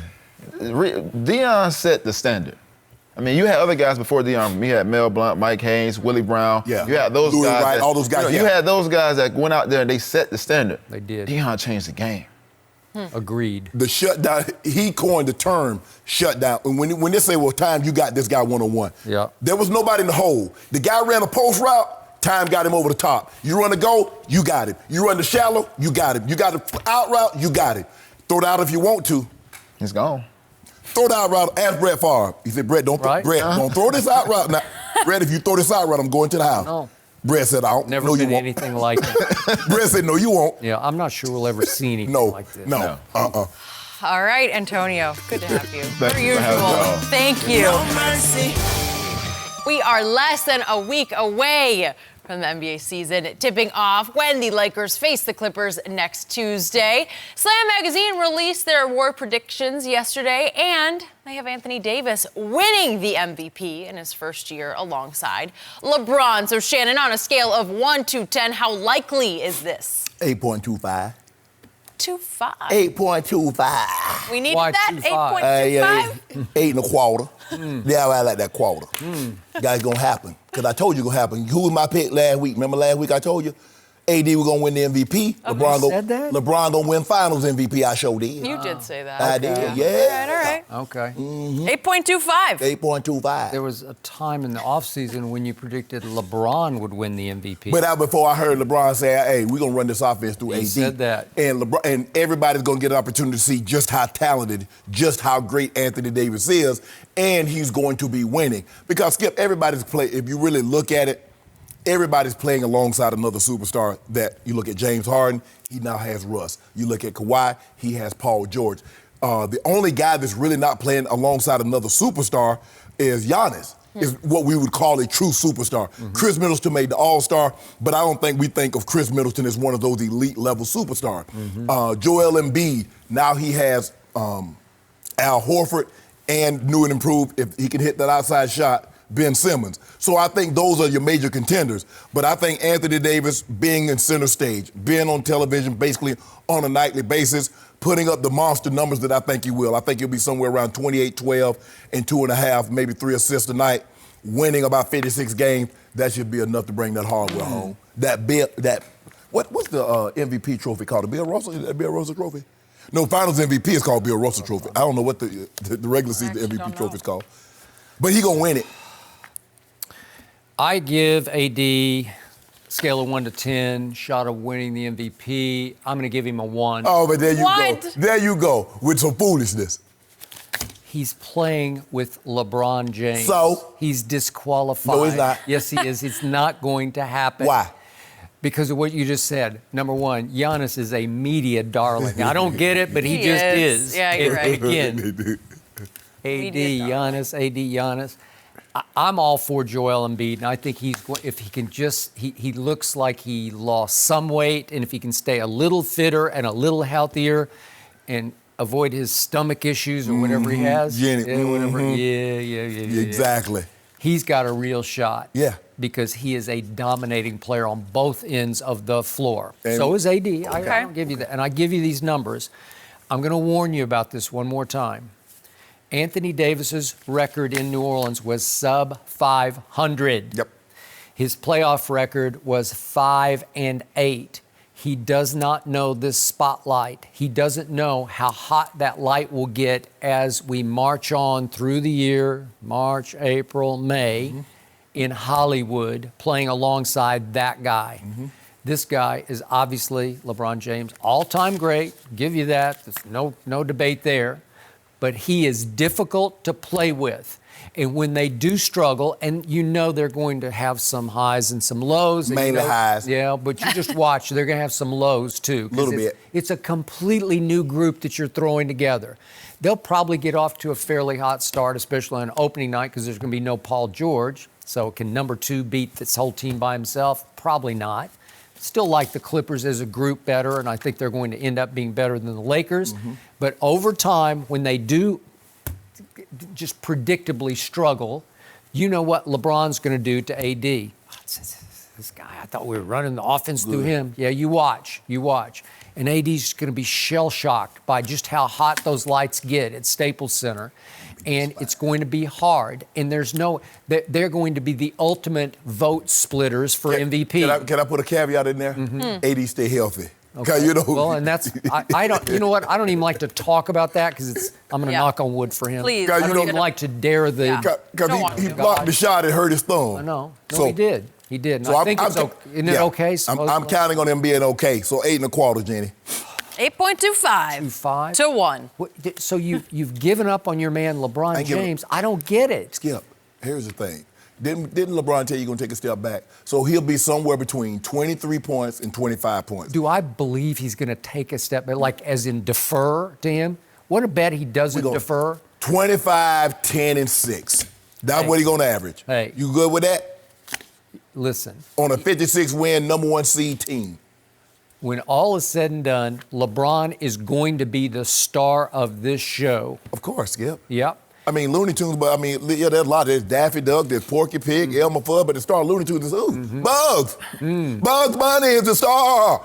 Is he? Yeah. There are a lot of stars. Yeah, no. No, there's all of them. Yosemite Sam, all of them. But it's just one Bugs. Yeah.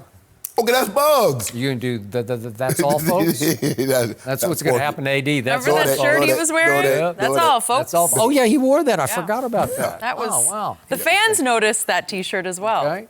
So, in the end, LeBron will get more MVP votes than AD will because LeBron will insist on it. We're going to say we don't want him. Yeah. We're going to say give our votes to AD. So LeBron will be actually quietly campaigning for him to win MVP. Yep. So LeBron can take credit for winning. See, there you go. See what he did? Now, the man going to say, I think AD is having an MVP type season. You see how great he is on the offensive end. You see how great he is on the defensive end. Last year, we were a bottom-tier team defensively. Mm-hmm. Look at where we are defensively, and look at you. Mm-hmm. See, LeBron just want to take credit. It's all about LeBron. See, he can't win. He can't win with you. Well, he has set up AD for the fall here because you might need a fall guy if it goes south. What if he set up LeBron? What if he set up AD for success? Yeah, well, as in help him win the MVP. That's not LeBron's nature. That is how you know that man's nature. That is his nature. How big a deal would it be for LeBron to have a bounce back MVP year? He's already predicted comeback season for the comeback means championship. Yeah. That's what LeBron do. We by helping others. We help people achieve their goals. That is wrong. That's what we do. We help people. You're all about your money. Ask Maverick. Yeah. As Rich Paul, Randy, we help people achieve They would be objective about it, I'm sure. You know what? You're a hater. It's official. You are a hater. No, I'm not. I'm a truth teller. No. When it comes to LeBron. AD is going to win this thing. Yeah, really. So you've already given up on Patrick Mahomes as the NFL MVP, and now you've given up on LeBron as the NBA MVP. No, I didn't. It's incredible. No, I did not. We're going to talk about my homeboy a little bit later. A little later. Nothing. According to Fox Bet and their MVP odds, LeBron 8-1. So, middle of the pack. You look at the top 10. Sorry, Shannon. Keep in mind. That's okay. He's still your guy. Are you going Tuesday? You said you're going to be there. Yeah. I'm trying to round up a couple of tickets. Okay. If you need someone to take the other one, I'm definitely available. Round them up. All you got to do is text. Call LeBron? Yeah. Okay, let me know. Well, that's a Clippers game. Yeah. Oh, well, you don't think he has a pull there? No, Paul George, so it should be a walkover, right? Should be a wipeout. No mercy. Speaking from experience, former second overall pick Ryan Leaf has a warning for Baker Mayfield. The former QB says that Baker's arrogance reminds him of himself and thinks it's time Baker stops blaming others for the Browns' 2-4 start. Take a listen. I've always been this brash, arrogant kind of guy. That's the way I came back at everybody instead of just walking up in front of the camera and going, oh my God, this was my fault. I'm going to do everything I can to make sure it doesn't happen again. And hearing Baker yesterday, even though small, blame the officials for some calls is problematic for me. Because as the quarterback, you want to be able to stand up in front of everybody and take personal accountability. All right, Shannon, do you agree with Leaf? I do. I see some of that, Skip. And Ryan is speaking from personal experience, so he has firsthand knowledge. Skip, every player that comes into the NFL, especially high draft picks, thinks he is different. Oh, I'm going to be different. I'm going to do things my way. I'm going to do it just like this, and ain't nobody going to tell me otherwise. And the NFL has a way of humbling people that thinks they can do it. I'm going to do it this way, and all of a sudden, guess what? You conform, you have success, but you conform to the way it's been done for hundreds of years. And that's what Baker's going to have to see. Skip, so what role did the referees play in those 3 interceptions? Did they throw the ball? Did they tell him to throw the ball over there? No. And that's what you want as a quarterback. Skip, there have been times that the refs made bad calls and we lost the game. And I remember my quarterback, John Elway, said, look, yeah, there were some bad calls, but that's not what we're going to talk about. That's not why we lost the game. What we're going to do, I'm going to say this, and we're going to get better. We're going to learn from it. That's what I want my quarterback, as the leader, that's what I want him to say. I don't want no excuses.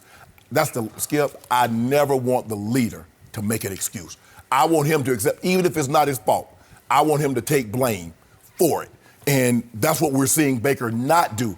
And what's happening is that everybody thought this thing was going to be smooth. Skip, they're supposed to be 4-2, not 2-4, 5-1. Mm-hmm. That's what they were thinking. Baker, you see the way he played last year? They got Odell now and Chubb running the ball, Freddie K dialing it up now. Yep. Not only is his offensive coordinator, his OC kept his OC, that's his head coach. Say his best boy is his head coach and coordinator. Yep. They're going to be so much better now, and it's not going out according to plan. And now everybody's looking like, well, hold on, wait a minute. Maybe we had jumped the gun on just how good Baker going to be. So this is tricky for me because I really like Ryan Leaf. Mm-hmm. I think he has a good heart. He's a smart guy, and he has been to hell and back. Mm-hmm. And twice. I was going to say. Then he went to hell and back again. And yet, The difference here is Ryan Leaf's brashness and arrogance and his runaway emotions were his undoing. They wrecked him. Baker's brashness and his arrogance and his runaway emotions fuel him. They've always fueled him. He's always been that overachiever type with the big chip on his shoulder. So Ryan was a big stud, strapping athlete, took over the Pac-12. And Yes. Was it still the Pac-12? Or was it already the Pac-10, man. Pac-10, maybe? Was it still then? So, Yeah, it was Pac-10 way back in Yeah. the 90s. So he just dominated it. And he was like a linebacker playing quarterback in those days. And it was 1-2, 2-1 between him and Peyton about who should and a go lot of first. people had a lot him of rated people. over I Peyton. talked to a whole lot of people. I was close to all the USC coaches at that point, all of them close friends of mine. And boy, they just were in awe of Ryan Leaf. So he gets up to your game, and he found that they quickly taught him lessons that he just couldn't get over. Right. Because look at these numbers. He went 4-17 as a starter. Wow. In his career, he threw 14 touchdowns to 36 interceptions. Yeah. It's horrendous. Well, Baker's had flashes of brilliance, right? I mean, Baker's already won twice as many games as Ryan Leaf won in his whole 3-year career, right? Here's something. Okay. You say Baker, that fuels him. Yeah. But we haven't seen Baker not be successful. See, at Oklahoma, what was he? They were winning. In high school, they were winning. How does he handle it? Even last year, they sort of shocked him. Yeah. Started, now things we're starting to shifted. see some adversity. Okay. How does he handle that? A lot of adversity. Yes. Well, I don't know, because he's getting humbled, and he doesn't do humility very well. Right. So that, Yeah. now we're going to, Skip, everybody, when you have success, everybody scream and they pat their chest, I'm the man, I'm the man. But when you're not winning, what are you? Who are you? It reveals your character. That's what losing does. Yeah. Where I fear for Baker is all the commercials. He's like on every other commercial on television. Reportedly, he and his wife filmed 20 different commercials for Progressive Insurance, and they're everywhere. It's his house. The stadium is his house. 20? At home with Baker Mayfield in his... Yeah, we got to make that bread. I hadn't seen the we got to make that 20, bread. though. Skip. That's That money. all different. incredible. Yeah. That's Okay. a lot of time. They say you and Matt got about 10 in the can right now. I wish. And he's I'm been all available. the Hulu has live sports Right. commercials. I've seen all those. And he's everywhere. And man, you got to start backing it up. Yeah. So now you got to live up to huge expectations. And Ryan had to live up to personal expectations, but nobody really expected the Chargers to Right. do that much at that point. Right. Right? I was at Denver when he got drafted in '98, and he wasn't that good. No, he wasn't that good. No. So he flamed out pretty quickly, and I do think Baker's going to have a long, successful career. But he's going to have to learn how to do it the NFL way. Yeah, Skip, Tom Brady skewed a lot of things. So Yep. Tom Brady has won so much, he's probably only lost, I don't know if Tom Brady's lost 50 games in his career. So, but more times than not, Skip, you lose. And he's going to have to learn how to live with losing. Yep. Because that shows more about a person, about a leader than winning. Skip, everybody can lead when you're winning. Shit, that's easy. When you lose, how do you rally the guys? When they look at you like, okay, that guy's going to lead us up out of this. Baker Mayfield's a sorry loser. He just is. No, he And I can't don't know be- if that's a terrible thing or not. No. Because I don't like good losers, No. But, Yeah. but again, as the leader of that team, you need to do what John Elway would do. Just step up and say, we played poorly and we got to get better. Yep. And it's nobody's fault but our own. Right. Take responsibility for that. Yep. Yep. I had Ryan Leaf's comments to Baker's list of people he would like to prove wrong. And keep in mind, they are in their bye, but he did not practice today, Baker. So they got a little time to figure things out before they head to face the Patriots. No mercy. Jason Garrett's ability to coach the Cowboys seems to always be in question, especially now that the team is in the midst of a 3-game losing streak. Critics are specifically pointing to Garrett's 2-3 postseason record and his .368 win percentage against teams with a winning record. When asked about Garrett's job being in jeopardy, Jerry Jones had this to say. I have felt that we've got a lot invested in Jason Garrett. He's evolved into what I think is a a top coach. He would be a very sought-after coach if he were out here in the open market. So there's a lot of pluses there. So it would be unfair to our fans for me to have any indication about what I may think the future is as far as a head coach. Everybody's aware that we're on the last year of his agreement, but that really just means that we can all sit down and take a look at things at the end of the year. Shannon, do you agree that Garrett would be a hot commodity on the open market? He'd be a hot something, all right. I don't know about no commodities. Commodity. I don't know about commodities, Skip. Look, no, I don't believe that. Do I believe he would get calls? Sure. I mean, most coaches, after they get fired, Skip, most of them get calls because they've been a coach before, so they know what it's like. They've had to plan the operations, where we're going to stay, when we're going to leave, all that travel. So, Skip, so they know, they're very familiar with that. And so that's always a plus. But a hot commodity, Sean Payton would be a hot commodity. What did they do, Skip? What did Miss Benson do? Lock his butt up for 5 more years. Hot commodities, you don't let them go into the last year of their contract. You give them extensions. Jerry, you've already told the fans what you thought. Because if you thought he was a hot commodity, you'd have locked him up. You don't let him get to the last year of that contract, Skip Bayless. I know Jerry's trying to fool everybody. Yeah, I know he's in the last year of the contract, and all that means is that we can sit down at the end of the season and calm our heads. I get all that, Jerry. You sound like somebody from Georgia doing Arkansas. That's what it sounds like to me. That southern draw. Skip, Jerry, we all know what that means. You know what that means too, Skip Bayless. I do not believe Jason Garrett would be a hot commodity. It might be a situation, Skip, if he were not a head coach, his best chances of staying in the NFL would be as an offensive coordinator. And that's the job he should have, but not in Dallas. My answer to this question is, I would love to find out just how hot a commodity he would be on the open market. Love to see. Yes, I would just love to see. I'd Just sit try it back out. and just say, be my guest, line up. Long as he's not a commodity in Dallas, That's what I mean. That's what I say. I need to find out. So, Jerry, please show us how hot a commodity he will be on the open market. I wouldn't mind if it happened during the bye week, but that is not going to happen, as you have dug in and said there's no way. No. And I would agree, no way. Here's my issue with Jason Garrett. As you well know, the NFL's fine line between winning and losing is the finest line in all of sports. It is the most competitive league we have, certainly in this country.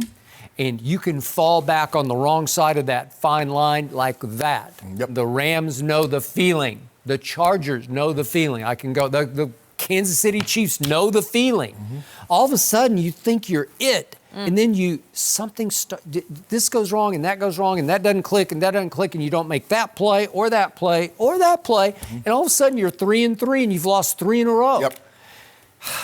Jason Garrett can't fix that. That's not in his DNA. He's a really nice guy who has no motivational skills that I can see with my naked eye. And I know Jason pretty well. That's just not what he was born to do, is motivate a team. Right. I think he can be a pretty good coordinator if you give him the whole show and let him run it. And back in the day, I think he was pretty good. Now my fear is they found a better, more creative coordinator in Kellen Moore. And I think slowly but surely, Jason Garrett is re-seizing control of the offense from Kellen Moore. But why would he do that? To Skip? I mean, if the offense... Threat. But I think Kellen Moore became a huge threat to him through the first 3 games. You think Jerry Jones would fire Jason Garrett and give Kellen Moore the head job? Nope, absolutely not. I'm not saying that, although Kellen Moore did come from head coach. His dad was a coach in high school. Still, no, That'd he's be 30-something years of age. Right. I mean, no, that's not happening. I'm just talking about some guys were born to coordinate, and I think Jason's a much better coordinator than he is the leader of a football team. So he can't fix or cure what ails the Dallas Cowboys because he's not cut out to do that. He's not a fixer. There's no Jimmy Johnson in him, even though Jimmy loves Jason Garrett because he coached him. Well, Skip, it's kind of hard to fix something when you're not allowed to problem solve. I mean, when you're handicapped, you don't get to pick the players, you don't get to set the final 53. All Jason gets to do is stand on the sideline and throw the challenge flag. What else does he get to do? Jerry determines when you... Thank you. It's hard. That is a hard position to play. So Skip, when you don't get an opportunity to do anything other than clap and throw the challenge flag, what can you do? I think he's not capable of doing. Look, right now they need some tweak. They need some dramatic little. Well, let change. Jerry do it. Okay. He the one that addressed the team. He always talking to the media before Jason Garrett can get out there. He addressed the team afterwards. So why don't Jerry fix it? The problem that I have is that Jason Garrett never gets any of the credit when they win, but he gets all the blame when they lose. Yeah. How is that possible? Jerry's like, I fixed, I got all these guys done, and I made sure everybody have the best. Okay, it's Jerry. But the moment they lose, it's not all on Jason Garrett. Oh, you ain't mentioned Jason Garrett when you got these guys signed. All you talked about was you. And Steven, no. Take some of that blame. You don't want to give him any of the credit? Take some of that blame. Okay, but what keeps happening to Jason Garrett? He keeps going along for a great ride every other year because back in 2014, that offense just took off. Yeah. And they obviously had the league-leading rusher that year. Right. And Romo had his best year, and Dez was at his peak. Yep. And they won the division, 2014. And then 2016, Dak Prescott just falls out of heaven into their lap. Well, 2015 might have been a good year, Skip, but Romo got hurt the second game, that collarbone, for the third time, crack. Okay. And then Dak fell out of the sky. Yeah. Here they go again. They win the division. And then Zeke got suspended in 17. Okay, and then boom. And then 18, what happens? Jerry did go and get Amari Cooper right on time, about this time a year ago, and boom, it was a couple more weeks. But then it just took off. Right? Jason didn't do any of that. He just keeps doing this. Right. Way to go. So if that's all he's doing, he doesn't get an opportunity to say, okay, Jerry, I think we need this. Because keep your mouth closed, I'm going to do this. He doesn't get an opportunity to say, okay, we're going to travel or we're staying here. He doesn't get to do that. So how does he get blamed? If he doesn't get an opportunity to do it, Skip, if I don't get an opportunity to cook anything, I don't get the opportunity to say when the restaurant opens. It's hard to blame someone who does little to nothing. Yes. Okay, but this is the week when you're reeling, which they are, and your arch division rival, the team you have to beat in this division, is coming to your house. Yes. And you are in danger of getting embarrassed again on a big stage because this is Sunday night football. You need to do something to restart the team, to jumpstart the team. A big lineup change, something. I don't know what it is. Change your schedule. Skip. You do something different where they go into the locker room on Sunday night thinking, you know what? I hear that. We got this. Honestly, I want your honest opinion. You know Jared, you wrote books about Jared, you covered the Cowboys. Do you think Jason Garrett can change the schedule without telling Jerry? No. Do you think he can make a lineup change without telling Jerry? No, but I think he could do it if he could think of it. I just don't think he's creative that way. Again, Jerry's not going to veto those moves. He'd say, okay, let's roll with that. I bet you Jerry, no, I don't think that's a good move. See, this is where Jimmy Johnson would throw a tantrum fit, like just go crazy after, maybe during practice, somebody would screw up and he would just go crazy and send him home. I don't know what it would be, and it would just electrify the whole football team, and they would be refocused. And Jimmy had what? What did Jimmy have? Control. What Jason has is sort of like maybe not ultimate, but he had 80% control. Granted, obviously Jerry have to sign all the checks, so we get that. Okay. But Jason has nothing. Jason only have 1% control. Just trust me on this. They are doing exactly this week what they did last week and the week before and the week before. Exactly the same. There's no shakeup. There's nothing new. There's no detonation from the head coach. Nope. It's just business as usual. Well, Stay the course. I'm sure Jerry will think of something.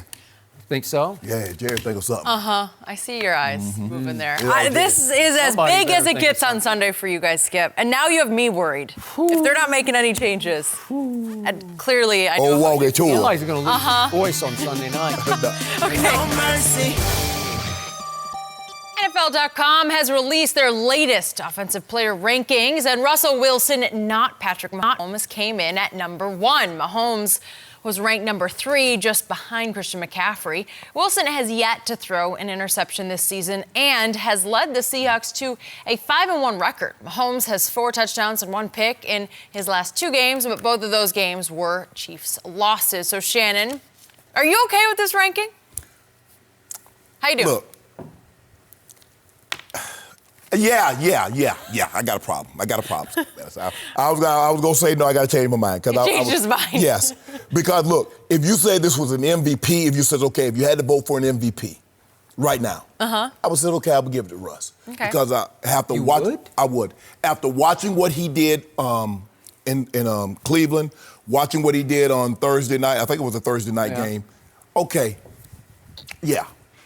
But Skip, the best offensive player in football is Pat Mahomes. You do realize that, right? The best quarterback in football right now is Patrick Mahomes. You told me for 4 weeks it's over. It's runaway MVP. Skip. Done deal. Look here. Russ is having an unbelievable season. Russ has 14 touchdowns, 0 interceptions through the first 6 games. Patrick Mahomes has 14 touchdowns, 1 interception, 2,100 yards. He's 400 passing yards clear of Russ. So why wouldn't you hang on? Hang in. Hold on. He's on pace to throw for 5,600 yards, which will be an NFL record, which will be over 100-plus yards more than what Peyton Manning threw for, which is 54-77. Skip, look, and I get it. The last 2 games, and he didn't play well, but he's thrown for basically 600 yards in those 2 games and 4 touchdowns with 1 interception. Is that bad? Patrick Mahomes is the best offensive player, but what Russ is doing, and I think what they're looking at, Skip, is they look at Russ and they say, well, look what Russ has. Russ doesn't have the weapons. He doesn't have a Tyreek. He doesn't have a Travis Kelce. He's got a Tyler Lockett, man. Yeah. Okay, if I give you Tyler Lockett or Tyreek Hill, Mecole Hardman, Sammy Watkins hadn't played in like the last 3 weeks, but Skip, he has an offensive weapon. But Russell Wilson should be the MVP. If they had to vote right now, Skip Bayless, I think you would give Russell Wilson the MVP. Yeah, but all I hear is Mahomes. He is. And now he's got to change his nickname to my road boy because he can't win at home. Hold on. Talk about It's not a good Skip. sign. You do realize they got 10 more games now. Yeah. Okay. So. You know what them 10 games? Yeah, but you just love this kid. Like I do. You're I do. over the moon for But this Skip, kid. this is why people they love because I'm objective. They do. They do. They love my objectivity. Really? About That's what it LeBron is. and Mahomes? Yep. Yeah. Objectivity. Okay. And you've given up on both of them being MVP, which is shocking. There you go. See, I think they love your bandwagon jumping. First of all, I'm real. I'm not going to sit here and talk about no QBR because you were talking about Dak's QBR and Dak. And you said yesterday you'd rather have Dak over Russell Wilson and my homeboy, which I don't know why. But anyway, go ahead. Did I say that? Yep. I don't remember saying you for that clarifying at all. why I don't we remember love you. any of that. Sorry. Glad you brought up QBR Yeah. because Dak is still number 1 in the whole league. I don't know. Where's their touchdown? Yeah. Touchdown interception. Okay. All I know is his QBR is 83 to Russell Wilson's 82 to Mahomes' 80 to Deshaun Watson's 79. And I would like to make a point. I do not think Deshaun Watson should be out of this conversation. No, he's not. Fair. Because they are 4-2. Yes. And if the season did end today, they would have the second bye in the AFC That's right correct. now Right. to New England. Yes. Right. Well, that's pretty great. Very. We do have a lot more football to play because New England does have to go to the Houston Texans. And they still got Kansas City got to go to Foxborough. Okay, but again, I'm now circling that. I used to circle the KC date. Now I'm circling the one at Houston, not the one New England has to go to Baltimore. I still think they can beat Baltimore because they're not that dominating. They're not what they used to be. And Lamar is sensational, but I don't think he can out-Brady in that road game for the Patriots, right? But Deshaun can out-Brady. Yeah. And the show he put on at Kansas City, he outplayed my road boy. Yeah, That's what happened, he won. right? He won. Okay. He won the game. So he should be right in the middle of this He conversation at 4-2. He should. So again, I will give you this, that Russell should be the MVP right now. I'm just shocked that you think you give it up for him. Skip. How can you just sell out your kid? I'm not selling out anybody, but I'm objective. Yeah. And right now, as I look at it, Russell Wilson should be the MVP, given that the way he's played. But we got 10. Poor my road boy's thrown one pick and all of a sudden he's demoted. Skip. But he's lost the last 2 games. Russell has won his last 2 games, and he's won those games, and he's been unbelievable. He's been phenomenal. I mean, what you want me to do? Well, we'll see if the Chiefs Okay. can get back on track in Denver. Hope not. I don't give up. I know, that's what's weird. You don't want him to get on track. Nope, It's your not against- team. It's not against confusing. That should be fun for you to watch that one. No mercy. Time for our final topic of the day. The Patriots have suspended defensive end Michael Bennett for an argument he had with his position coach Friday. It reportedly happened after reviewing film from the Thursday night game against the Giants, in which Bennett played only 11 snaps. Bennett said it was a philosophical disagreement, and he apologized to his teammates. So, Shannon, how do you see this one playing out? Skip, I think they'll get past it, but Michael is finding out it's a lot more difficult to play for. From the outside looking in, oh man, they go to the playoffs every year, yada, yada, yada. But it's a lot different because when you're in Tampa, you're in Seattle, you're in Philly, you get an opportunity to voice yourself. As players, you get to have an opportunity to talk to the coach like, man, I don't believe in that. No. Not in New England. Nope. Coach Belichick has empowered the coaches. They're always going to be right, so therefore the players stay in your place. And if you can't do that, you got to get up out of here. And this is why they keep it moving every single year. And this is why it's so difficult. You can't have an ego there, Skip. You must leave your ego at home, because if you check it at the door, you might run back when Coach Belichick leave and grab it and come back in there with it. You leave it at home, and you don't have any problems. Michael is finding out the hard way. We've had Michael on the show. I like Michael Bennett. I do too. He's deep. He's a deep thinker, but he is his own man. And I can just envision how that went down. Yep.